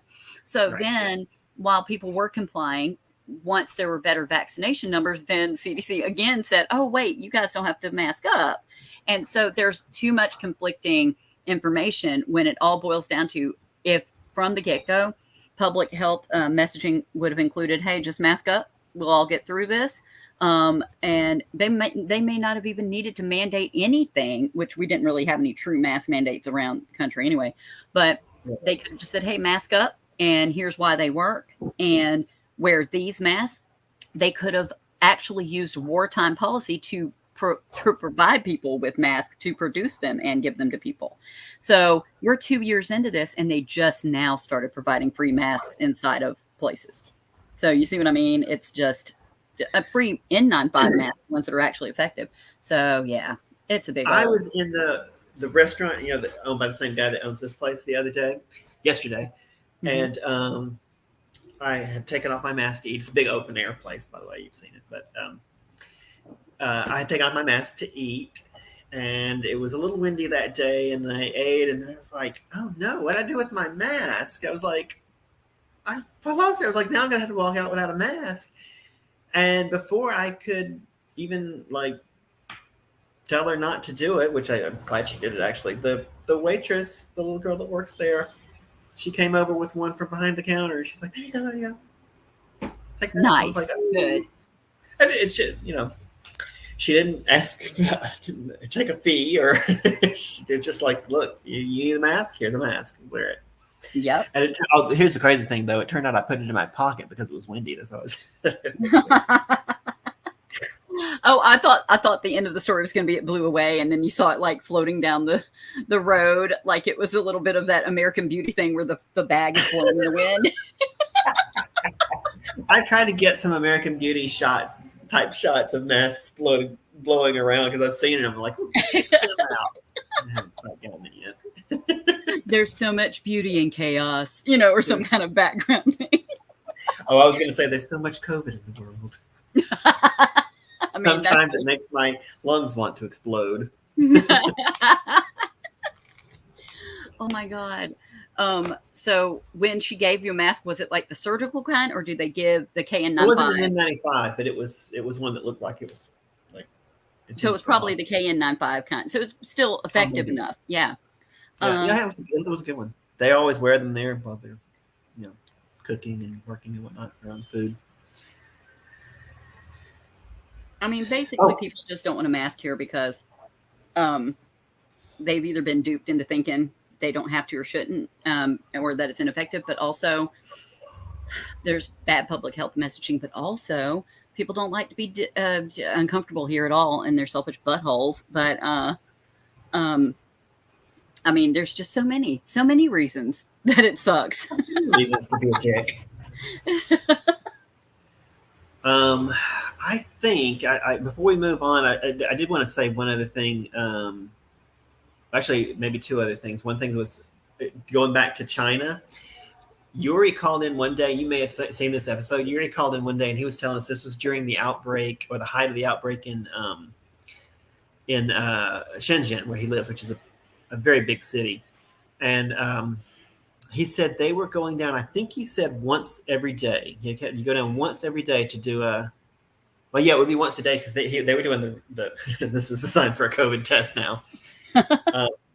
They were doing once every day of testing. So they would go down thousands of people. Well, it's something like I want to say 11 million in the city, 11 million people being tested every day to track where the COVID is, where the concentration is, who's got it, and catch it before people even get sick. So he said everybody in his building has to go down every day, and they get a COVID test and go down the next day to get the result and get the next test.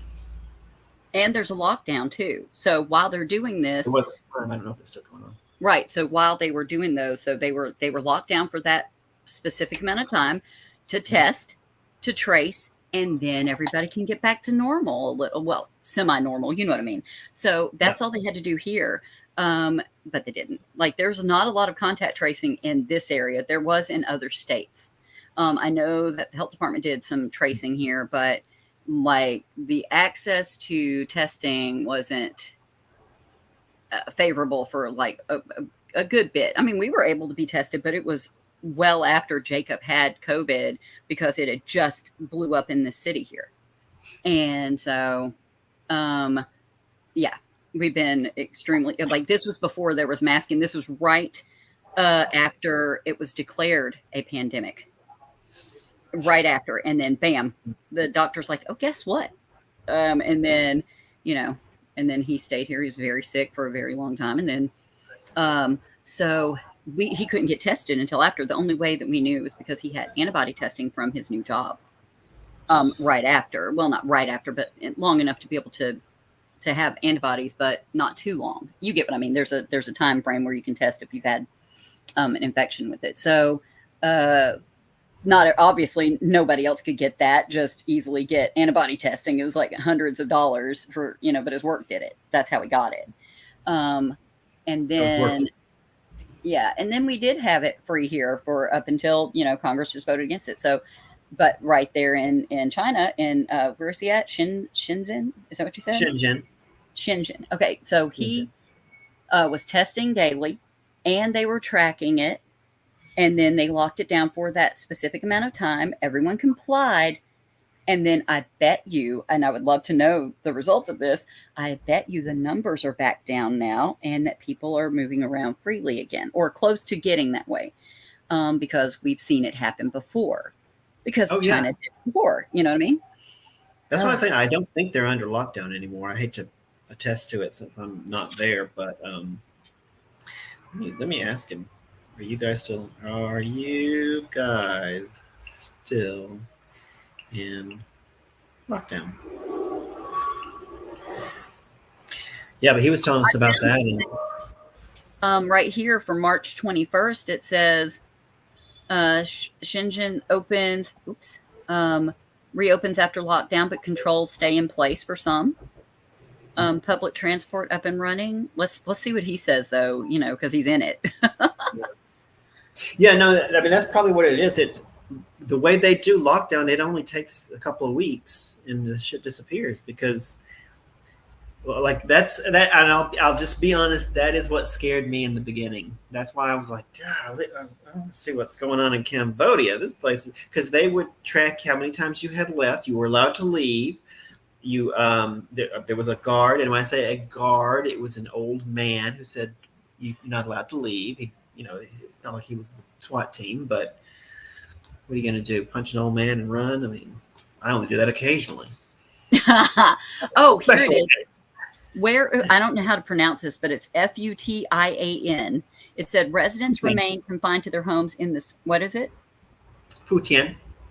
Okay, so it just as it looks. Residents remain confined to their homes in the southern part of Futian district, but it says, you know, that must have been where it was concentrated. That's where the city is concentrated. Shenzhen is very strewn out for a Chinese city, but if there's a dense core to it, it would be Futian. Ah, well, there you go. So it was like, but this was what I'm reading is from March 21st. So I'd like to know what's going on on his end over there. Yeah, I mean, I got to say, it worked. They stop you. You're allowed to go out to the grocery store to get food. You're also allowed to just have the food delivered, so you don't have to worry about it. But when I was there, they were allowing, you know, delivery drivers were wide open. Of course, you have to mask, but they want the delivery services out there. They don't want people getting out, so they were happy to let, you know, those guys are accepted. They can do their jobs and then some. Mm-hmm. So you were allowed to have food delivered. That's groceries, and a ton of Chinese people do that anyway. They just having things delivered is way popular there. Oh, it is for me now. For the past 2 years, everything's been delivered. And I'm like, wow, this is the best thing that ever happened. I do like this part of the pandemic. Why was I leaving the house before? But I mean, But a lot of people, if you, especially if you're living in a big city, you can't leave the house to go do every little task because traffic can stop you from being able to complete everything you need to do. So you go to work, you go home, you might go back out for dinner or drinks in the evening, but you can't be running like we do or like we used to do in America, where you just get in the car and you just do everything and you're right, you driving all just over every bebop little all over the place to go in and have, let's go on an adventure. And the adventure is really just going to the grocery store and acting a fool. Figure out if it would be like Malaysia or back to Cambodia, right? Can you go back after that if you needed to? Because China will happen. Like, that things are happening. It's just taken a long time. Yeah, the school has already paid the money. She shares the receipts with me to let Right. them So know that everything they're is paying for it. coming through. It's just going to take a couple of months, at the least. It might take like 3 months. So if you go, Maybe okay. what? So no matter what you're going on the 11th, you're going to what you call it, Thailand.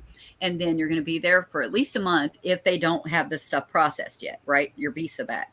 So then you'll go for, if you have to leave there, you would have to leave on like the 10th or 11th again on the next so for in May, Yeah. and then be there or wherever there is that you're going to. So preemptively, we could just go ahead and plan that backup. If this doesn't work, we could just plan the backup of where you could go in May, and then just have that ready, because hopefully by the end of May, by freaking June 10th, China should happen. You know what I mean? Things Yeah. should be looking up by the summer, for just various reasons. One being that, like the globalist reason that I was talking about, and the global cases going down again in the summer for it, and so they would be less cautious there anyway. But really, it's just about getting paperwork done during a pandemic for China, right? Isn't that what's going on like right now?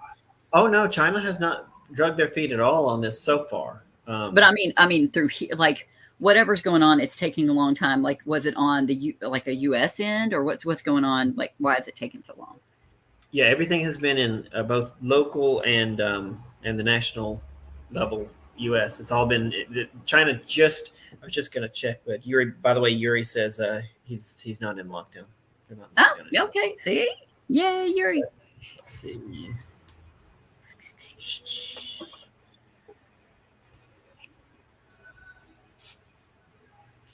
So she paid them on the 31st. So the Chinese authorities have only had it for 6 days, so less than a week. Oh, oh, well, here's some more wishful thinking. Here's some hope for me. Then hopefully all that stuff gets processed and everything's going to be all done before you're even having to leave Thailand anyway. Yeah, it's possible. Absolutely, yeah. Mm-hmm. But no matter what, we'll know. have a backup so you don't have to worry about it again for if you have to leave there for another month elsewhere.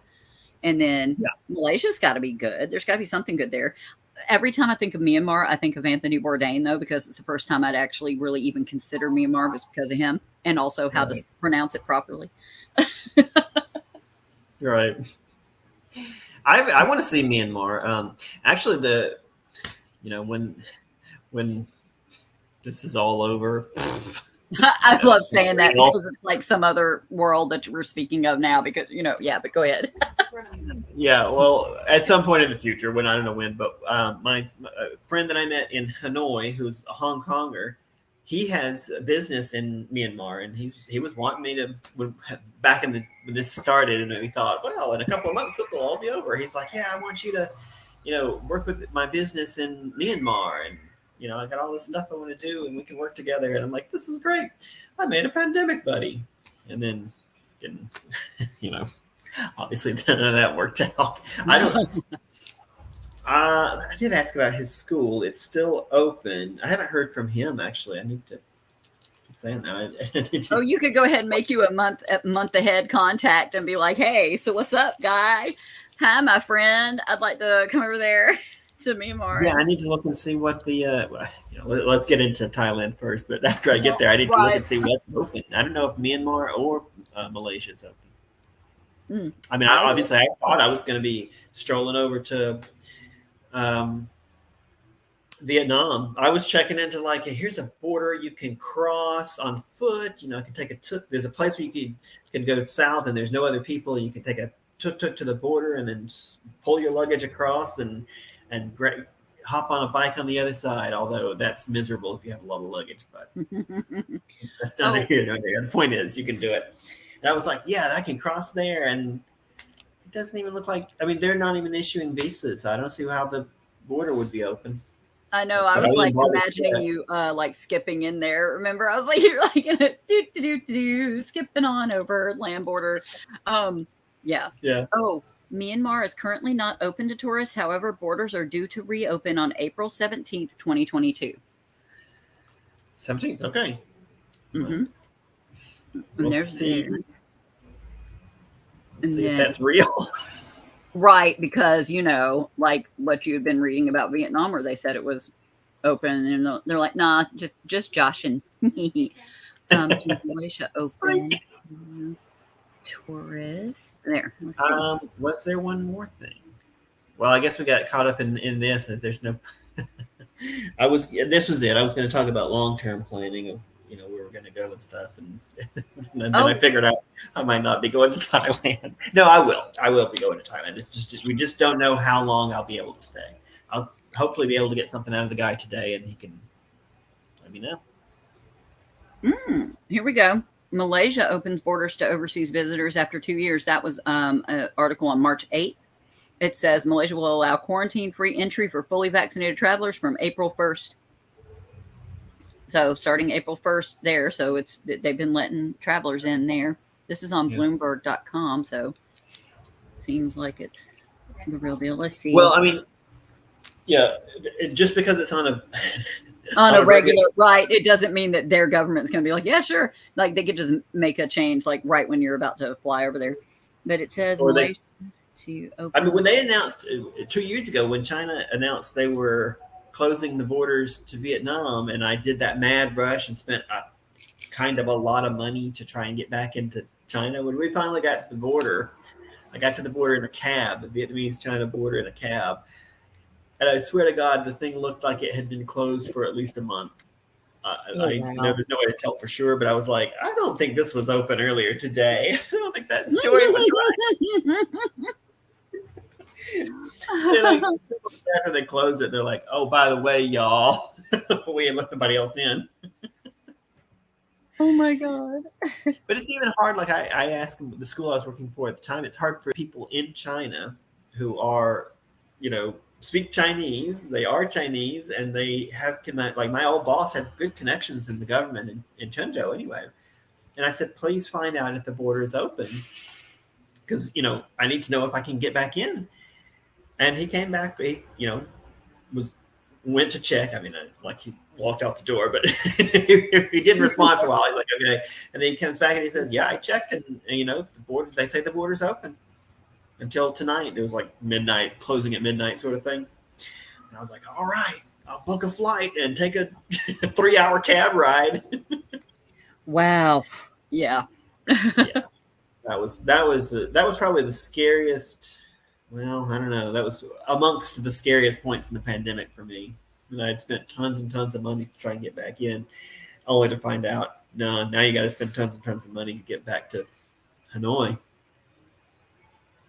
And on top of that, see, I had good savings when this whole thing started. I thought I was prepared. I was not. Not even close. Man, and I mean, because they're changing, not like they being any country can change the rules at any second. Okay, so like even if you think you're planning ahead and properly, and you've got, and you've seen something a few days prior, they could have been like, no, not really. We're not actually open. I'm sorry. So like, how can you pre-plan this? There is nearly impossible, or basically impossible, because if you were trying to get into Malaysia, they say they're open. Okay. You spend your money that's non-refundable on your flight and your room.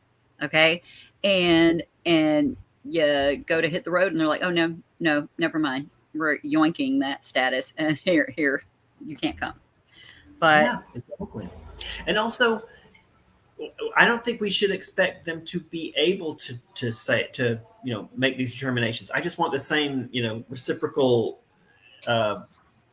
treatment. Like I am absolutely understand that if there's an outbreak or if there's a spike in cases or something, they're gonna have to change those rules. And Right, hey, I get right. but It would be nice stop if it was holding me to a standard. publicized in a way that you could figure it out without having to waste money to do it. You know what I mean? Like if it was some kind of global travel policy, some type of, I don't know, hub that they could give the information through, but it's basically like doing that. What was that game in school? It was like you would whisper in someone's ear. Telephone. Yeah, telephone, that thing. Yeah.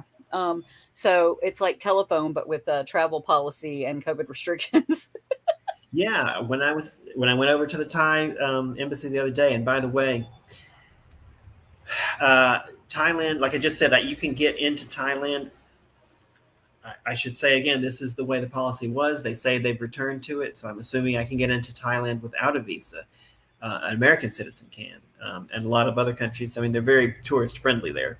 So, that was standard. You can get in without a visa. You just show your passport and they do a stamp at the end, right? So that's great, but you just can't stay very long. So I was there at the embassy, and I was sitting next to a guy from LA who, bless his heart, seemed like a really nice guy, but I cannot believe he's on the other side of the planet from the US. He is not a travel type. He is not a traveler type of person. He was telling me all sorts of stuff that was just like he couldn't believe this or that. And I was like, so for one thing, like the language here, he's like, there's no Cambodian language. I searched the Google Translate and I've searched all these other things and there's no Cambodian. I was like, it's called Khmer. Yeah. What do you mean? How could you not figure that out? Okay, but like if you even did any simple Google search and you put in Cambodian language, it literally pulls up Khmer language. What language are they speaking here? Type. That's all you need. Right. Yeah. Couldn't negotiate. He was telling me. So Grab is the big ride hailing app here in all over Southeast Asia. It's like an Uber or something. And he was telling me he uses it. He's like, oh, I love using the Grab. I love using it in Thailand because that's where he lives and he knows he can use it there. And then he was telling me how he had to, haggle and negotiate, and he didn't understand what any of them were saying. And I'm like, why didn't you use Grab? It's the same app. You just look at the same way. People are common sense is not common. Yes, that's true. To be completely honest, I forgot why I even got off on that, but I was baffled by that. Oh, he was telling this other couple. This couple came in because he was on the retirement visa. This couple came in and they were like, we read online that you could get into Thailand, without a visa. And I didn't want to give him any advice because I'm struggling. I don't have all the knowledge here. But I could have said, yeah, that's the way it used to be. And this guy piped up. He's like, no, that's not true. That's just never happened. That's not a thing. You have to have a visa. And I'm like, most countries in the world could, pre-pandemic, get into Thailand without a visa. That's I shouldn't say most countries, but many countries. I was like, yeah, that was standard before. Maybe it's not now, and that's why I wasn't joining in, because I'm like, I don't know. You have to ask these guys. The whole thing that they're doing now with the Thailand pass is not the visa. That's the whole issue we're having right now. Is you have to go through that first and then get the visa. This is a whole other layer. And so, what they were asking, I'm not sure what they thought, but he was giving them advice, like the game of telephone you were talking about. He was giving them advice just because he likes to give advice. I mean, he didn't know, and I must say, he's not a traveling person. He didn't really have the right information, and he's like, nope, that's not true. You can't get in. It's like, dude, you don't know. Right. He was the one. Why even open your mouth? You know what I mean? Right. Yeah, because Oh, hey. you have to have just enough knowledge to know that you don't know what's going on, to know to shut up. He didn't have that much.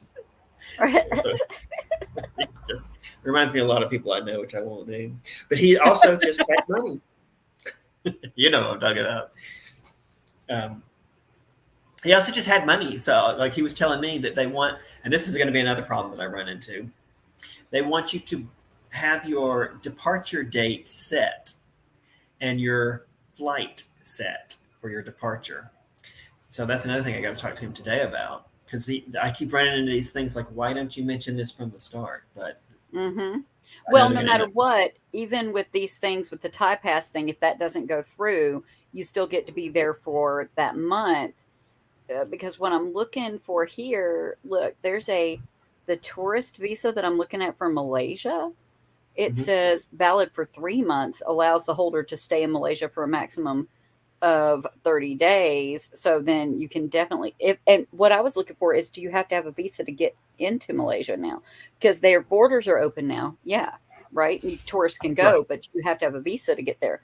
Because if not, that would be awesome to just go. That way you'd have your backup too. But I'm just still going with the hope that they process your tie pass, all your documents, then you can have your visa before the 11th. Or by the 8th, by the afternoon of the 8th. And well, that's I the remember when I was in, I mean, money solves a lot of problems. Not that I have a lot of it, but when the visa that I got to come here when I was panicking in Vietnam, I got there and I'm trying to work out how many days it's going to take, and then I have to go do this and that, and when the dude came out, he's like, well, we've got the express service. You can just come back after lunch, but it'll cost you. He didn't say it like that. Of course. So I ended up paying $100, and then spent the next 3 weeks in Vietnam because they wouldn't let me leave because it was debt. Oh my God. Yeah. It says that they process the Malaysian visa, the e-visa, within 1 day. For long-term stays, foreign nationals must always consult with their blah, blah, blah, blah, blah. Well, we just need to know how easy it is to get that visa there and just preemptively get ready for that, just in case Thai Pass doesn't process your stuff. Because then I can travel to Malaysia via you. And then, the Malaysian e-visa cost is $45. You're single or multiple entry. Service fee, of course, $35 for standard processing. For Rush and Super Rush, the service fee is $65. Well, we're going to rush it because I can guarantee you this. We'll go ahead. So for $100, you can rush your visa there, and then they process it in a day to be able to go to Thailand for Malaysia. That's for Malaysia. Yeah, I'm just doing a backup because you've already given Thailand everything they need. They need to do their job with the Thai Pass to give you your visa. God, that is like, of course they would go, oh, it'll be 7 days. I hate, it's a CYA 5 to 7 business days thing over here. You know what I'm talking about. It might be processed in 5 to 7 business days. I'm like, why? And honestly, they didn't do this arbitrarily. It looks like they did this because they were having a lot of people bum rush them with the documents, and I bet you that's why they came with the ill-conceived website that they have right now. That they slapdash that thing, and then they have it all on there for you to send your stuff to a central page so they can process it without them having to dig through things. You know what I mean? And open up multiple documents. So when they look at all the pictures and they just enter it in the computer probably, and I don't know what they have to verify or not verify or whatever, but surely they have enough people processing this I say this, but I'm just hopefully saying that, very hopeful that they can process it by the 8th, because that's why they have it all on that Thai Pass. They hurried up and put that crap together because they knew that people were going to start coming there big time because they opened it up. You know what I mean? And that more people were picking up travel to them. And I mean, I don't even know when they opened their borders and when any of that happened, but because they don't require a visa for that month. You know what I mean? I guess people were, so they made it more of a requirement for people to stay longer, and that's why they put it all together on TyPass. Do you see what I'm saying? Like I don't know how they processed their crap before, but I mean, before the pandemic, getting into Thailand could not have been easier. You just show up, book a flight, get off the. You have to go through customs and immigration, of course, and they have a lot of the rules that for what you have to show are not new. It's just that they're being enforced now. But used to, you would just walk up to the immigration officer and hand them your passport, and yeah, stamp, and you're done. okay. So basically, what TyPass is then is to prevent that. So those people that were doing that can like check the borders or check to do whatever little checks they do there, and then other people are processing the documentation now.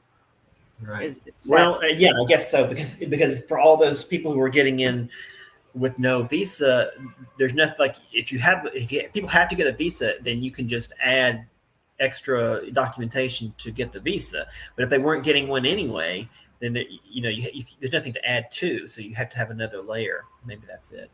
Yeah, that's what I was thinking. Like they streamlined it, and then they did it to where they could separate a certain process, like the arrivals. They separated the arrivals from the long stays. The arrivals for 1 month from the long stays. Does that make sense too? Like they were so they can keep up with people's documentation if you need it, obviously. And then also having it in a central area on that TyPass is good for them. Sucks for you because you had to do a bunch of crap to get it to them, and now they're going to take a week. Let's hope they don't, though. Let's hope they do the 3 days. Well, I got to be honest. Part of the reason I pursued Thailand after I figured out I couldn't get into Vietnam, or saw how difficult it was going to be, was because they had the cheapest flights, and I just thought, well, there you go, cheap flight. It'll be cheap. And now I'm figuring out the cheap flight probably wasn't the biggest expense anyway.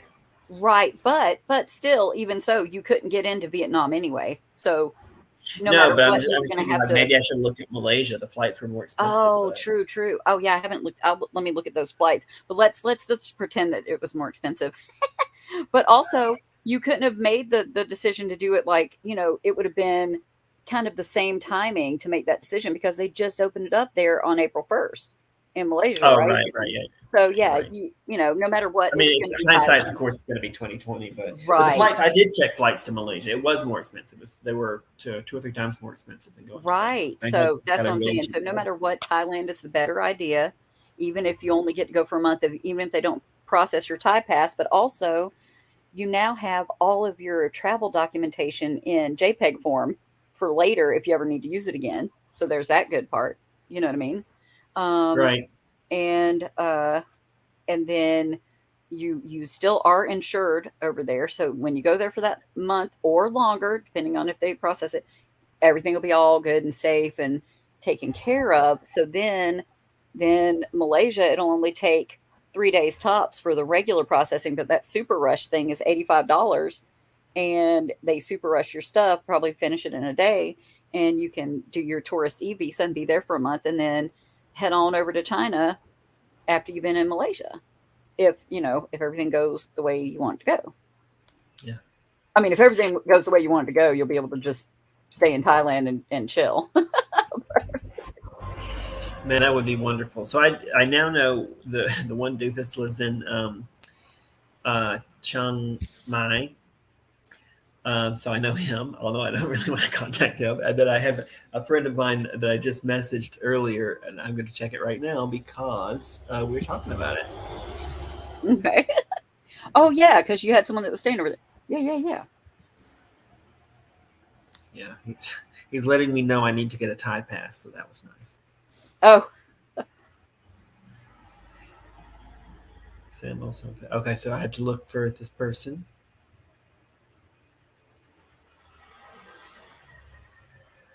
He says you can message him. Please message him in 8 hours. I guess he said that because I sent him a message in the middle of the night. I don't understand.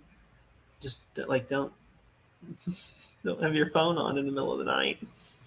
I know. Oh, I don't like it when people get snippety bitchy with me about that. I'm like, mute your crap. How about that? The first time I even thought about that was my first trip to China, and I was texting or something, sending pictures of the wall, not the Great Wall, but just a less great wall, I guess, somewhere in China. The okay wall. Yeah, okay. Yeah, adequate wall. Adequate wall. I was sending those, and I thought, oh, maybe I shouldn't send these. And I thought, what am I supposed to do? Stand here for the next 8 hours and then get the picture and send it? It just turn your phone off when you go to sleep. Right? When someone gets bitchy like that, I'm like, oh, you're probably not going to get another message from me anyway. That was just odd. Turn your stuff off. I don't want to hear it. And some people go, well, I guess there's some people who are in an emergency situation and they, are waiting. But I always feel like if it's an emergency, they need to call 911. Don't call just some random person. Right. I mean, I've been in that situation where I wanted someone to come and help me, and I've tried to text them. But I also thought, yeah, if I wasn't such a doofus, I should have a better backup plan than text some random person and hope they show up. I mean, I know that if I leave my ringer on my phone, I'm going to have so many telemarketer things and like bill collector calls and weird scam likely things. It'll say scam likely on there. We call Jacob's like, oh, there's our pal, Dr. Likely, trying to call us. And now I just answer the phone and I sing Eternal Flame to them and until they hang up. Is it real people that call you? I never get real people calling me. Oh yeah, there's what happens is you'll get, if you don't answer it, you'll get their automated thing that just goes through. But if you answer it and you're on there for a specific amount of time, they do go on. There's a real person at the other end, and then they click on and try and talk to you about whatever crap they're trying to call about. So I just sing to them. Someone has like sat through and listened the whole time. This a few years back, but they sat through the whole song. And they were like, good job. And I was like, thanks. They didn't join in. That would have been awesome. I wonder if they knew the words. I'm like, oh, come on, Bangles. Come on. It's the thing.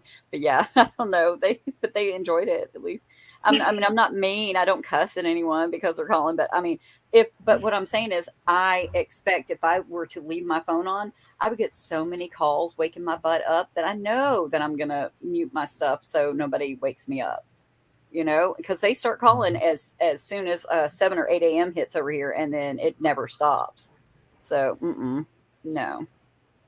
So I don't want anyone being snippy with me going, I cannot believe you called me. Just don't send me things. Either don't text me at this time. Like, turn off your little notifications and anything I send you. But never mind. I won't send anything anyway anymore. But never mind. I'm just not going to send you anything. Now you don't get to have my fun things. I'm not going to send you a damn thing. I think that. All right, I'm still going to go over to the embassy in about half an hour just for my own mental.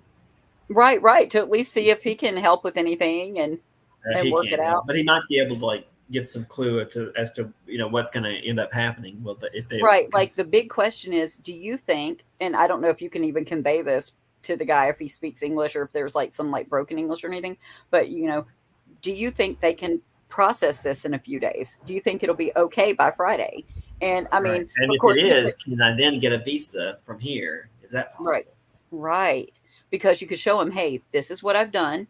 Here's my stuff. Of course, they're going to go, no, we need this Thai pass approval number. That's what they're going to want. Is that, not approval number, but the QR code. They're going to need that QR code for them to go zoom, and then you get your visa. You know what I mean? Right, yeah. But at least the visa can take 3 days. But like I said, when I went to the Cambodian one in Vietnam, they're like, yeah, it's like a 3-day thing unless you pay a little extra. Unless. So I'm fully happy to do that at this point because I'd rather do that than lose the $200 I've put in hotel and right.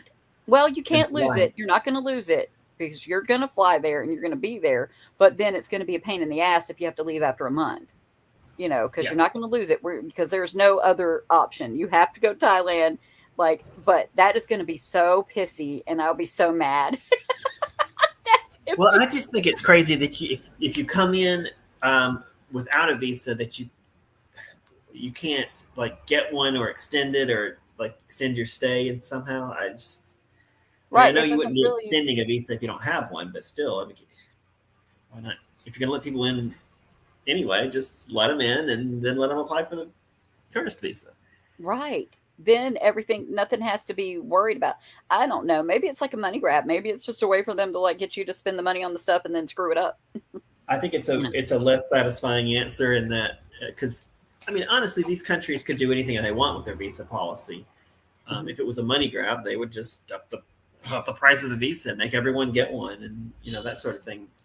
I think what it is that this is the way things have been done for so long, and they just get set in. There's no impetus, there's no push to change the way things are, even though a lot of these policies are based in a time when that was completely different. Like there were no digital nomads in the 19 when did this all get set up 50s and 60s when international agreements were happening about this kind of stuff. There was no such thing as a digital nomad. Not many people retire, like retirement visa is a new kind of a thing. um, Right. a lot And of they're this. having to process things as there's all kinds of switch from paper documents to digital, the pandemic, and different organizational changes that they're doing. So yeah, you have to, you know, there's a lot of stuff that they have to go through. So conspiracy minded, you're like, wow, they just want to screw me over about money, but it's really to make their process easier for them, Right. and to have centralized documentation and to be able to track people. I'm not sure why there's a difference between being able to just go over there for a month and not get the thing rather than getting your extended visa before you get there. I'm not sure why, but it's just how they did it, like you said, you know. Right. It doesn't make Anyway, sense. It just has evolved that way, and there's nobody trying to change it. Nobody that has the power to change it is concerned about this. And to be fair, especially right now, this is not the major concern of governments. right, I get right. that. They're keeping the spread of the disease under control, and they're doing a good job. So kudos to them. But it can be annoying to us, though. So I'm going to go in a bit, but I wanted to. I don't even know. This isn't really even a topic, but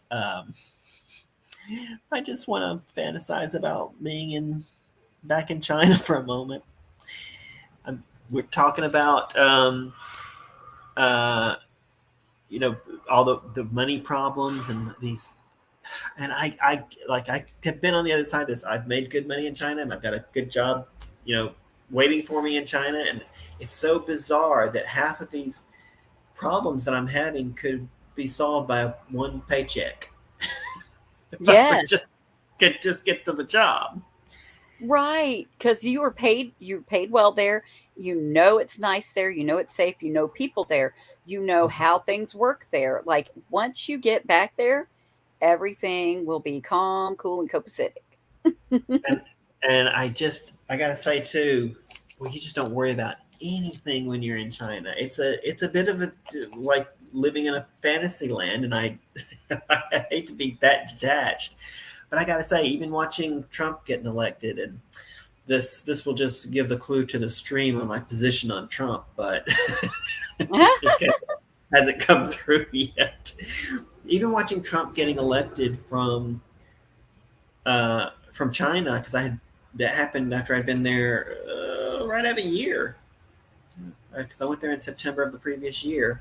I've been there a year, and that was bizarre and surreal and not nearly as traumatizing as it seemed to be for people who are living in the United States. Right, because you didn't have to be dealing with that whole Trump train crap and these crazy freaking uh cultists of his and stuff like that. So you're over there and you're just looking at it from a different way, like, oh, look at that crap happening over there. Glad I'm not involved in it. And I don't have to live near it. You know what I Yeah, mean? Like, yeah. because I no mean, I one hate to is. say it because I mean it sounds insensitive, but it was nice to be there and not have to own it in your mentally in your head. Just Hmm. go, oh, what are those crazy people doing? Oh well, on to the rest of the day. And it's a not endorsing anyone join the CCP on this, but I have to say one of the things in China is people don't talk about politics. They don't think about politics. Doesn't come into the conversation. People aren't worried about it. And it's a Right. huge worry for Americans. I know. I mean, I'm always thinking, oh my God, this place is about to self-destruct. Or when I was there, I said that. And looking abroad and looking back on the U.S. from China, I always thought, what is going on? Everything has gone crazy. And also, don't forget that the U.S. propaganda and our jingoism and basically everything where we shit all over other countries, especially China, about how you don't have your freedoms over there, y'all. Neither do we, folks. You're basically free to get infected and die. You're free to work your ass off and not have anything to show for it. And you're free to spend a gob of money in taxes and have nothing to show for it. So, I mean, there are probably plenty of problems with CCP, but people here have not even a clue of how anything works there in China, nor do they care, and they get their information spoon fed to them from false news channels, faux news, Faux news. Yeah. So, there's a lot wrong with it here, and a lot of it has to do with anti-intellectualism and uh, uh, rugged individualism, which is really just pure American selfishness. And a lot of things that the degradation of the educational system to where and indoctrination in the educational system from the jump about how exceptional America is. So there's a lot wrong with it here to where they can't even comprehend that it is good for people in China, Right. that there are people that like it there. And the only thing that we have here is that we can talk shit about our country, and that's it. We're allowed to talk shit about it. That's it. That doesn't mean that you're going to be able to change it. You're allowed Right. to raise hell, talk shit about it, and then nothing will happen. Well, I'm not trying to endorse any political party or philosophy. In fact, I especially want to avoid doing that on the show, if for no better reason because the internet and YouTube, YouTube especially is just so filled with non-experts, not just non-experts, but people who have no clue what they're talking about, going out there and giving advice on things. And I'm Mhm. not a political scientist, and I don't know this But you're stuff. And definitely allowed to have your opinion on something. Like if I yeah, say that I think Trump is a pig bastard, that's my opinion. But I can guarantee you that plenty of people think I he's can a back fat it pig up, but it bastard. is my opinion. Right. And we could tell that he is. But guess what? He wasn't the problem with this entire nation to begin with. He's No. just a symptom. Okay. And so are plenty of other, and it's not just conservatives. Okay. So there are a lot of problems. And so it's really funny to see people in the US shit all over other countries while we're just struggling. You know that meme where there's this little dog and there's a fire all around him and it says, "This is fine, everything's fine." That's living here. And someone else said that the US is a third world country wearing a Gucci belt. Word, definitely true. So there's a Yeah. lot there. But anyway, yeah, Yeah. you don't have to like say this is why this happened. But from someone's perspective of, hey, I watched this go down, you could say that, but this isn't Well, that's what definitive. Yeah. that is mainly what I understand because people are so, and some of it is understandable that they're so misinformed about China because they're just not presented with, what it's really like there. And I just feel like Right. that's what I want to show, just to dispel the misinformation. The first thing I was telling you about my friend that's a Thai, and he'll be able to find a place. First thing he said to me when I contacted him the other day was, we were talking about China, and he said, "Well, don't you feel uncomfortable or afraid living under the CCP?" And I was like, "No, you don't even think about it. It Mm-mm. does not come up ever, unless you are going to march into the street with a banner and take down the government or something. You're not gonna even know they're there, or you need to fill out some forms. The only time I deal with the government in China is when I'm dealing with the visa and you know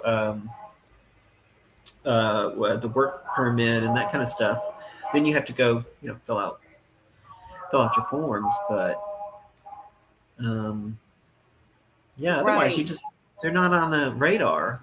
And the the political freedoms, yeah, that's a different thing. Go ahead and say, what you want about that, since I'm not engaged in any, government criticism publicly in China. I have not encountered that, but everything else in China, like what people really, I think, what Americans have in their head when they say freedoms, freedoms, oh, we have freedoms, they're thinking shit like wear the mask. Well, okay, so you can't not wear a mask there. That would be true, but boy, outside the pandemic, you have way more freedoms in China. Like it's just Right. there's Well, not and as that's what I'm saying. Like, even before the pandemic, they're like, "Oh, there's no freedom in China." And what they mean is you can't walk around acting like a loud ass, boorish asshole in no, public it's in the China but and not be. that's what they mean, but it's the opposite. You can totally do that in China. There's And they don't know it, but don't tell them that. They'll come over there and do it. they Shh, would it's come a out just secret, fine, but you can Wesley. It's good because they're not going there. Just so keep that under your hat. Keep it at home. That's funny. but it's not just, it is, and I'm not making excuses for people who choose to be ignorant. It's just so many people are ignorant to what it's like in other countries, and that's why your channel is important. That's why it's really good to see how the people interact with you when you're traveling too, because you can see how you are free clearly to go around. You're riding all over the place and having drinks and interesting little conversations, and like that little girl that came and tried to sell a fish, or like you saw the little crawdad story, or stuff like where you've been out. Remember when you were like, I don't know if it was a karaoke bar, things like that. There were things that you've done that people don't think is happening in these Right. other countries. And so, basically, it's also a thing about talking shit about these other countries because it makes them feel okay about being here. Well, I mean that is going to be a big part of it too. Absolutely, that'll be a big part of the show. And people who the flag wavers, that's one group I feel like we're not going to be able to trap as regular viewers. They're not going to look in and say, I've got to see more of that, because a lot of what I want to show, and I'm sure we'll end up showing, is how good it is in other places. Mm-hmm. Places may be poorer, but there's just so many ways in which other countries have more than we do, have better cultures than we do, um, and I mean, I think you can quantify some of that, saying it's better culture, and also in a lot of ways are freer than we are. Mm-hmm. And I don't think Americans realize that, because that flag waving mentality. It's where what was it Bill Maher used to say? We're sitting there waving the foam number one finger while we're the last in every category of like Mm-hmm. health and education and all this stuff. Oh yeah, oh yeah, and but again, it's just like, well, the U.S. is like, well, at least I'm not like Africa, or they'll say something like that, but they don't realize that there's so much beauty and wealth that they don't even know about in Africa, and there's a lot of things that are, you get what I'm saying. They Yeah. love to Well, just pick a place that they like to shit on the most, and also it's the country du jour of whatever, like somewhere like Fox News wants to talk shit about too. Do you get what I mean? right. Um, Whatever that week's their target is. focus, right? Because like as like Trump folks were complaining about China, he was literally selling them hats made in China. In They China, were all right? wearing those China made hats. So it's just, Right. stuff like that. Hypocrisy and irony escapes them. And Right. that again is back, and it's an indictment on the educational system here. So, Yeah. you know. That's true. I mean, that's the biggest thing that concerns me and makes me think why I just want to get something out to people so they can see how the rest of the world is, because people don't choose to be ignorant. You're ignorant because you don't know something. Mm-hmm. You don't know it. You don't know it. You can't And I just do want to say that if anybody, if conservatives actually stumble across your channel and actually do hang on for the ride, um, clearly there's a difference between the levels of a conservative person versus a very far right wing person versus even like insufferable liberal or so-called liberal or progressives that also are often hypocritical and unwittingly ironical. There's a lot of leeway for everyone to be shit talked if that's the case. yeah. You get what I mean? But Yeah, I I'm mean, just one of the saying. things we'll find is a lot of these cultures that I think the more liberal group would say that, they're someone to emulate, and they're doing so great, and oh, we should really respect all these cultures. They get to them and they learn something about them and find out, oh, actually, they're pretty conservative cultures. Mm-hmm. China's Or a very conservative also, culture. another thing that wealthier people do, not liberals or conservatives, they'll judge these people based on how they live because they're like in a poorer area, and then they infantilize a lot of basically American culture is just always either I don't know the other word for it, but they infantilized or infantilized Asians in Mm. general, just any of them, especially East Asians, and they've also either romanticized things or just culture vultured a lot of stuff from there, but then don't actually appreciate the culture. They just like they're like, oh, it's martial arts. It's just literally martial arts, and then talking like this, ha ha ha. You get what I mean, right? So when they see you interacting with these people from wherever you've been, and they see that they're just talking and chilling and having a regular conversation with you, and it's nothing like what they see on TV or some caricature of people there. Right. They it actually removes that little I only understand the rest of the world via TV veil. It's no longer there, and then they can figure it out. And When people say Japanese people are just like I animals. certainly hope I'm able to achieve these things. This is a big that goal. man that you talked to at the killing fields, I Yeah. mean, that was very personal, and but it wasn't something to where he was, he didn't want to be known. Remember, like, didn't he say, "Oh, you don't have to film my face," or "Don't film my face"? But he told the story. He did convey everything. It humanized people there. It personalized it. So when people get to see that, they'll say, "Oh, wow, I can't believe this happened." And maybe just even if it's just a couple of people go, "I would like to know more about it," and they look into it. And then there, Right. you've stepped outside of your little hometown. You don't even have to leave your house. You can watch the show and you will know something outside of your bubble. You know what I mean? Yeah.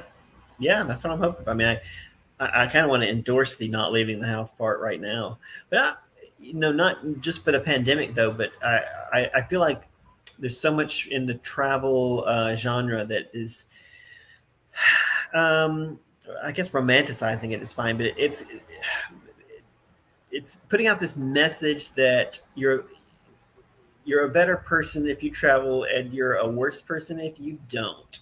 Oh, You've got yes, yes, yes, and that's classism right there, because right. not that you're wealthy because you're able to travel, but that's because you are a badass who decided to do this long before, like, people were doing it. Because I know people have always traveled because it was a status thing too, but you've done it because you are a global-minded person, and you've always been interested in travel, and you were involved in the travel industry, so it's different with you.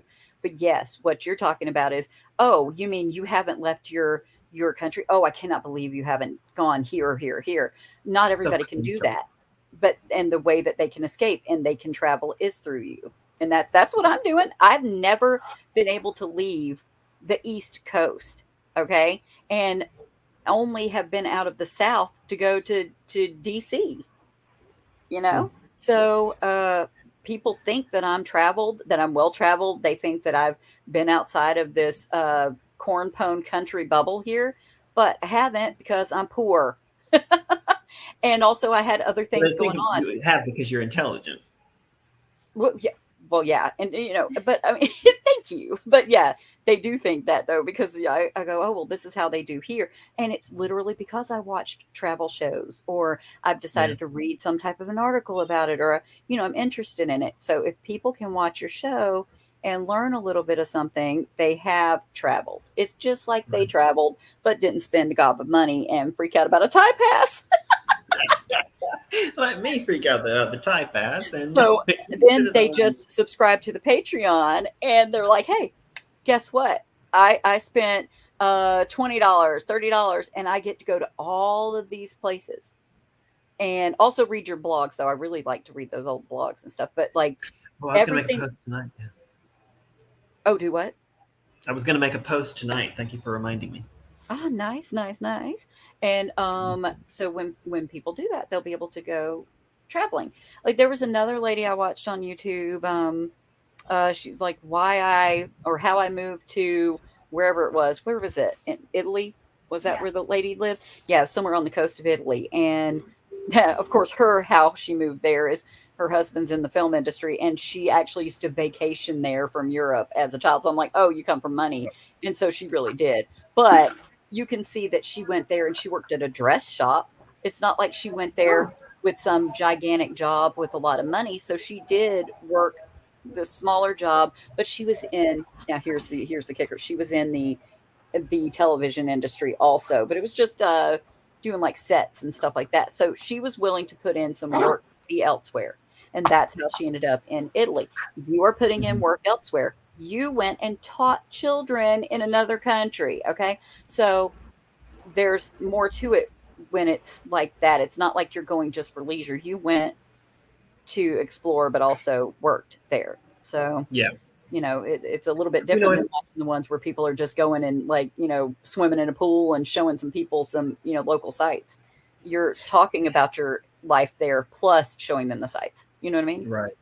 Yeah. Well, I will say this is part of what made me want to do this was I see so many travel vloggers, and it's usually, I mean, I'm not trying to knock any of these young people who are just getting out there and seeing the world, but 20 to 25 years old, and 90% of them are here in Southeast Asia, which I get because it's a beautiful part of the world. It's a great place to go, and they do exactly what you do. They say, "Here's me at the pool in the hotel, and here's me Yep. at the rooftop bar at the hotel, and here's me at the beach after we left the hotel." And it's like, well, that's nice. I mean, you can get a lot of sponsorship that way because hotels want to sponsor you, and it's pretty standard travel stuff. And I not knocking what they're doing. It's paying the bills for them for sure. But I kind of just looked at it and I thought, having lived in China, I just know that there's so much more here, and I don't know if I'll be able to capture it all and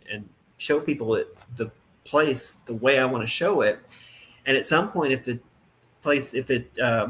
channel is successful, I will want to move from place to place. So I'll be a bit like them in that scenario, except like I want to structure it a little differently. Like I want to stay up.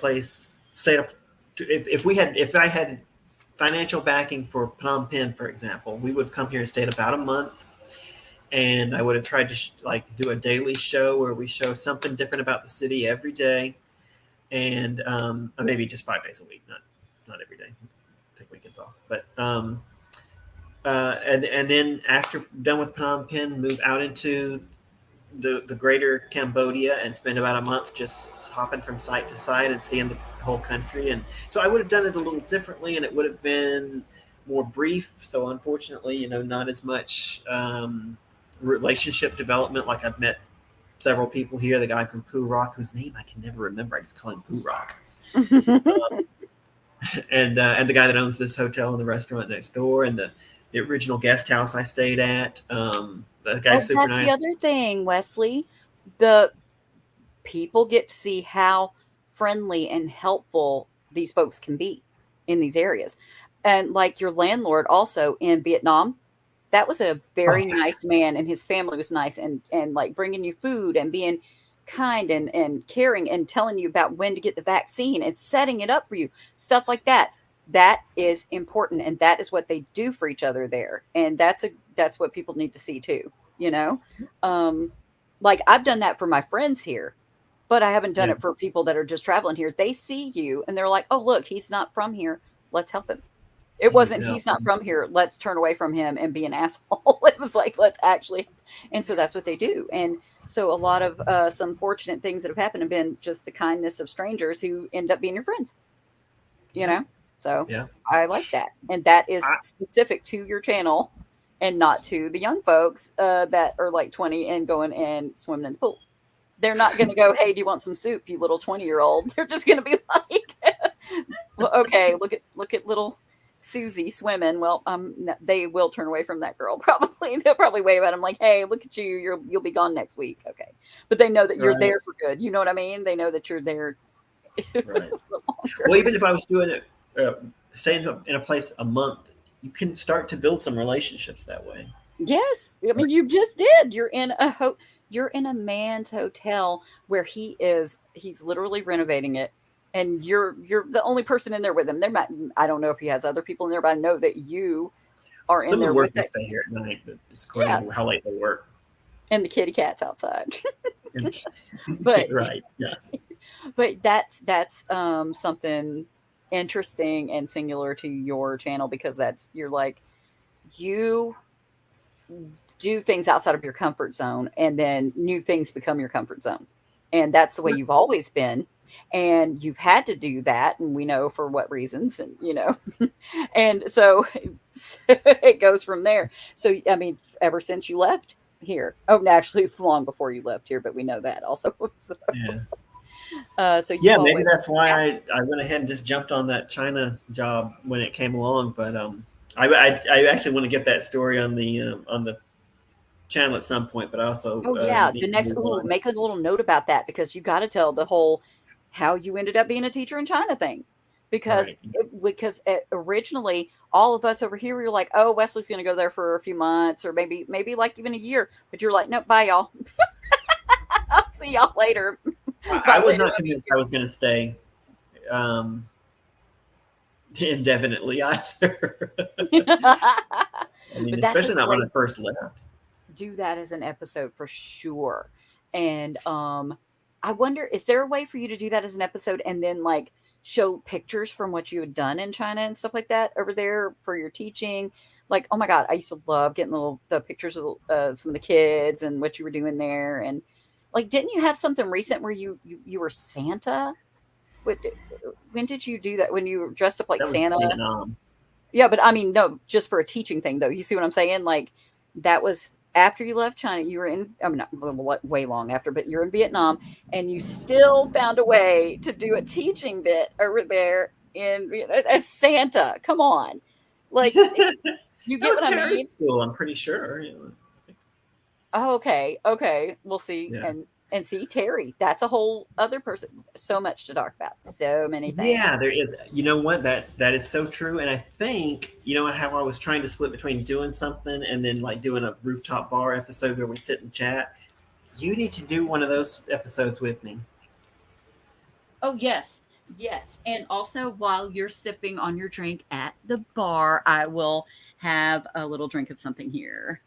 I might actually even not, look presentable and get online and do the StreamYard thing with you with Oh, my actual face. yeah, whenever you're feeling up to it, yeah, we'll definitely do that. Absolutely, because there's a lot of stories from the last 5 or 7 years now that I've been gone that I think we could chat about in some of those just sit and chat episodes. Oh, yeah. I mean, even the stuff about the other people that you encountered when you were in China, too. Before you even go back to China, we talk about it because there's plenty of people that you met from all over. Oh yeah. Hopefully, I can get some of them to call in sometime. Oh, yeah. Angelo has actually done a couple of episodes, but apparently he works all the time, which I completely believe he did while he was in China. He's loves to work, I guess, or feels obligated to. I don't know. Well, somebody has to, I guess, because I ain't doing it. I try to avoid work. I freaking, but I don't know. They say if you what was that? You if you love what you do, you never work. And I'm like, well, I love not working. I mean,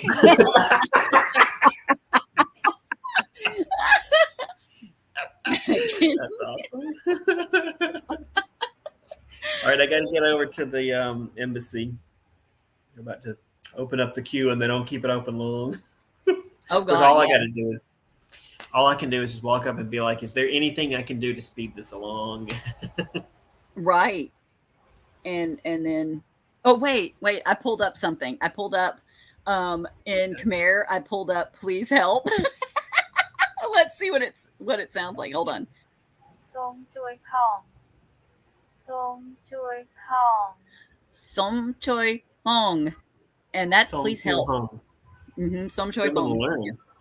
And that's please help. Like, and then you just say that, but do it like some joy phone and like please and look really sad and hold up your phone. Remember, I spent some money I shouldn't have spent last night on a scarf and the pants actually I need because all I've got is warm up pants. But you remember that lady I was sending you pictures of? And she Yes. had all Wait, the. what color scarf did you get? I got the yellow one. Oh, that's the one I liked. The yellow one was my fave. It was the one to the back of the thing You really. closest to her. Oh, Yes, it's not even filling that's up. the one I liked. I like that one the most. Yes. Let me turn the stupid background off. How do I do it? Oh shit! I don't want to remove myself. Now you're permanently levitating over the city. Look at what you've done. Stuck over the city and Edit audio avatar. No, that's not what I want. There's no turning back. You're now in the Matrix, and you're in the net, and you're Sandra Bullock. You can never return to your hotel room. All right, there's the hotel There room. it is. Wait, I was lying, y'all. Okay, so there you are. Yes, that was the color I picked. I liked that one the most. Well, I'm going to tell you what convinced me to do it. She looked so sad, and there's not a lot of tourists here, and she's just like, "Oh, it's so difficult. I can't sell anything." Oh Like, no! Oh I was like, man! well, the first thing I said was, "I don't need a scarf," and then I immediately thought, "Yueyang is cold," and I was just feeling hopeful at the time. So I was like, Yes. I'll be able to, get back to China, which has nothing to do with Thailand, but for some reason, just the general hopeful feeling. You go, I'll go back, and I don't need a scarf. Give me one of those scarves. And she did sound very happy that you said, Erica, which one of these colors do you like? And I was like, oh my God. And I heard her in the video get really happy about it. And I'm like, oh my God, Wesley, get the yellow one. I was like, or they have that black and white one in the middle. I was like, those are really cute. And she was so happy that you were considering it. I'm like, oh my God, I really hope you got the scarf. And you did. Yay. Because Yeah, I did it. I did. And, you know, these pants are these really thin, super thin pants. I mean, they're a very touristy thing to wear, but Jesus, if you those don't look have some, comfortable. oh yeah, they're like pajama pants. They're great. They're what they sell you right outside the Royal Palace in Bangkok, because except I don't think these are going to fall apart immediately, but they do, because it's disrespectful to walk into the Royal Palace with shorts on, and of course everybody has shorts on, so because it's 1,000 degrees. You So know, they what's just funny sell you about that is we would not be wearing shorts there because me and Jacob, we don't wear shorts. Santana does sometimes, but like we will wear pants, even if it's because think about it, it gets up to like 90, 98 degrees here. And I'm like, nope, still wearing pants. I just need them to be lightweight, like those suckers right there that you got. And it works. I would rather wear lightweight pants than shorts, but obviously I don't have a full wardrobe, so I just wear whatever I brought to the beach 2 years ago. Still, but that will be rectified when you're back in China, and then you'll have your wardrobe back again and stuff set up. So yeah. right now you're a nomad in shorts. So the plan in China, it's worth mentioning. The long-term plan with this channel, if we can get it to take off, is to just travel constantly, and then I won't have a full wardrobe. But if we can get it to take off, like if it can fund itself, then I can actually afford to buy some clothes. So that's the goal. But that's 1 or 2 years off at best. When I get back to China, what I want to do is I'll be in Yueyang, which is almost the dead center of China. I want to take every weekend. I'm going to have hopefully 2 days off every week. I'm going to take one to travel to the destination, and we're going to spend 1 day every week shooting wherever we go. Oh, yes. That is a good plan, too. Mm-hmm. I hope so. That will allow us to show a lot of China. And China's just a place where not a lot of Western cameras get. If you got an official, media channel, like if the travel channel goes there, there's a lot of obstacles for them. But everybody in China walks around with a camera, shooting things all the time, so it should be fairly easy to get around. Oh, good. Oh, and see then things. so basically, while you're working, like unless you have a big vacation coming up from working when you're there, you'll be doing mostly China. But then when you have a vacation, you can do a out of China thing sometimes too, but it'll mainly be China. Because there's a lot to do in China and a lot to see because it's huge, is it not? I mean, it is enormous. It is an enormous country. Yeah, there's a ton of sites that would be off the charts if they were known, as far as tourism, if they were known outside of China, but they're just not. A lot of them are not. The province that I have lived in or did live in for 5 years while I was there, Hunan, almost unknown except for when people go to a Chinese restaurant and they've got Hunan chicken. Mm-hmm. And it's spicy. People know it's spicy. And to be fair, that is like that is the defining characteristic of Hunan. It's spicy food.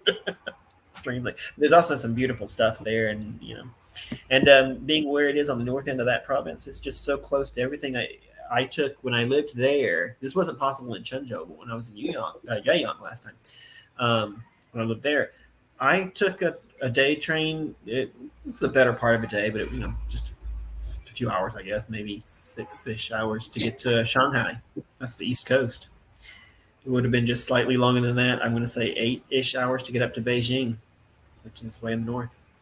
Ooh, and these are places that people need to see and do things in. Well, and stuff in between. Yeah. Yeah. I mean, yeah, because that's hours. So there's a lot of stuff that you're passing through in those hours. Right. I mean, that's hours on the fast train, which means, just going to guess it would be like going from Washington to St. Louis or something like that. So half going across half the country. Oh, okay. Yeah, it's a lot to see Pretty then. Yeah. Okay. I think I'm going to head over to the embassy. Thank you for letting me work through my stress. It's not totally gone, but I think the main points is that we can get into Thailand now. Not sure how long we're going to be able to stay, but I think we can get in. Got the insurance and got everything, all the online stuff done. Thank you so much for that.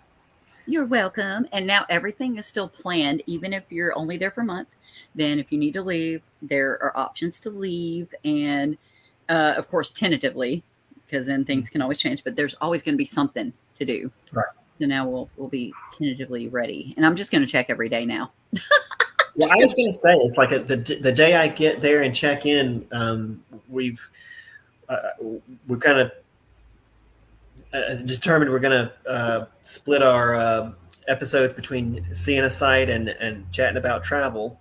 And the travel chat episodes are going to be planning. We're just going to be having to get together and go, okay, what's our next target and how we're going to get there. And right. And what's the ever-changing freaking rules everywhere as you go along. Right. Yeah, to try and keep up with what the rules are. Okay. Thanks again. To anybody who watches this whole episode, what are we at? 3 hours? Yes. If you watch the whole thing, thank you for watching. And boy, you really need to admit you like to watch this show if you got this far. Like and subscribe. Also, see a professional. Talk to someone. All right. Talk to you later, Erica. Okay. Bye. Bye.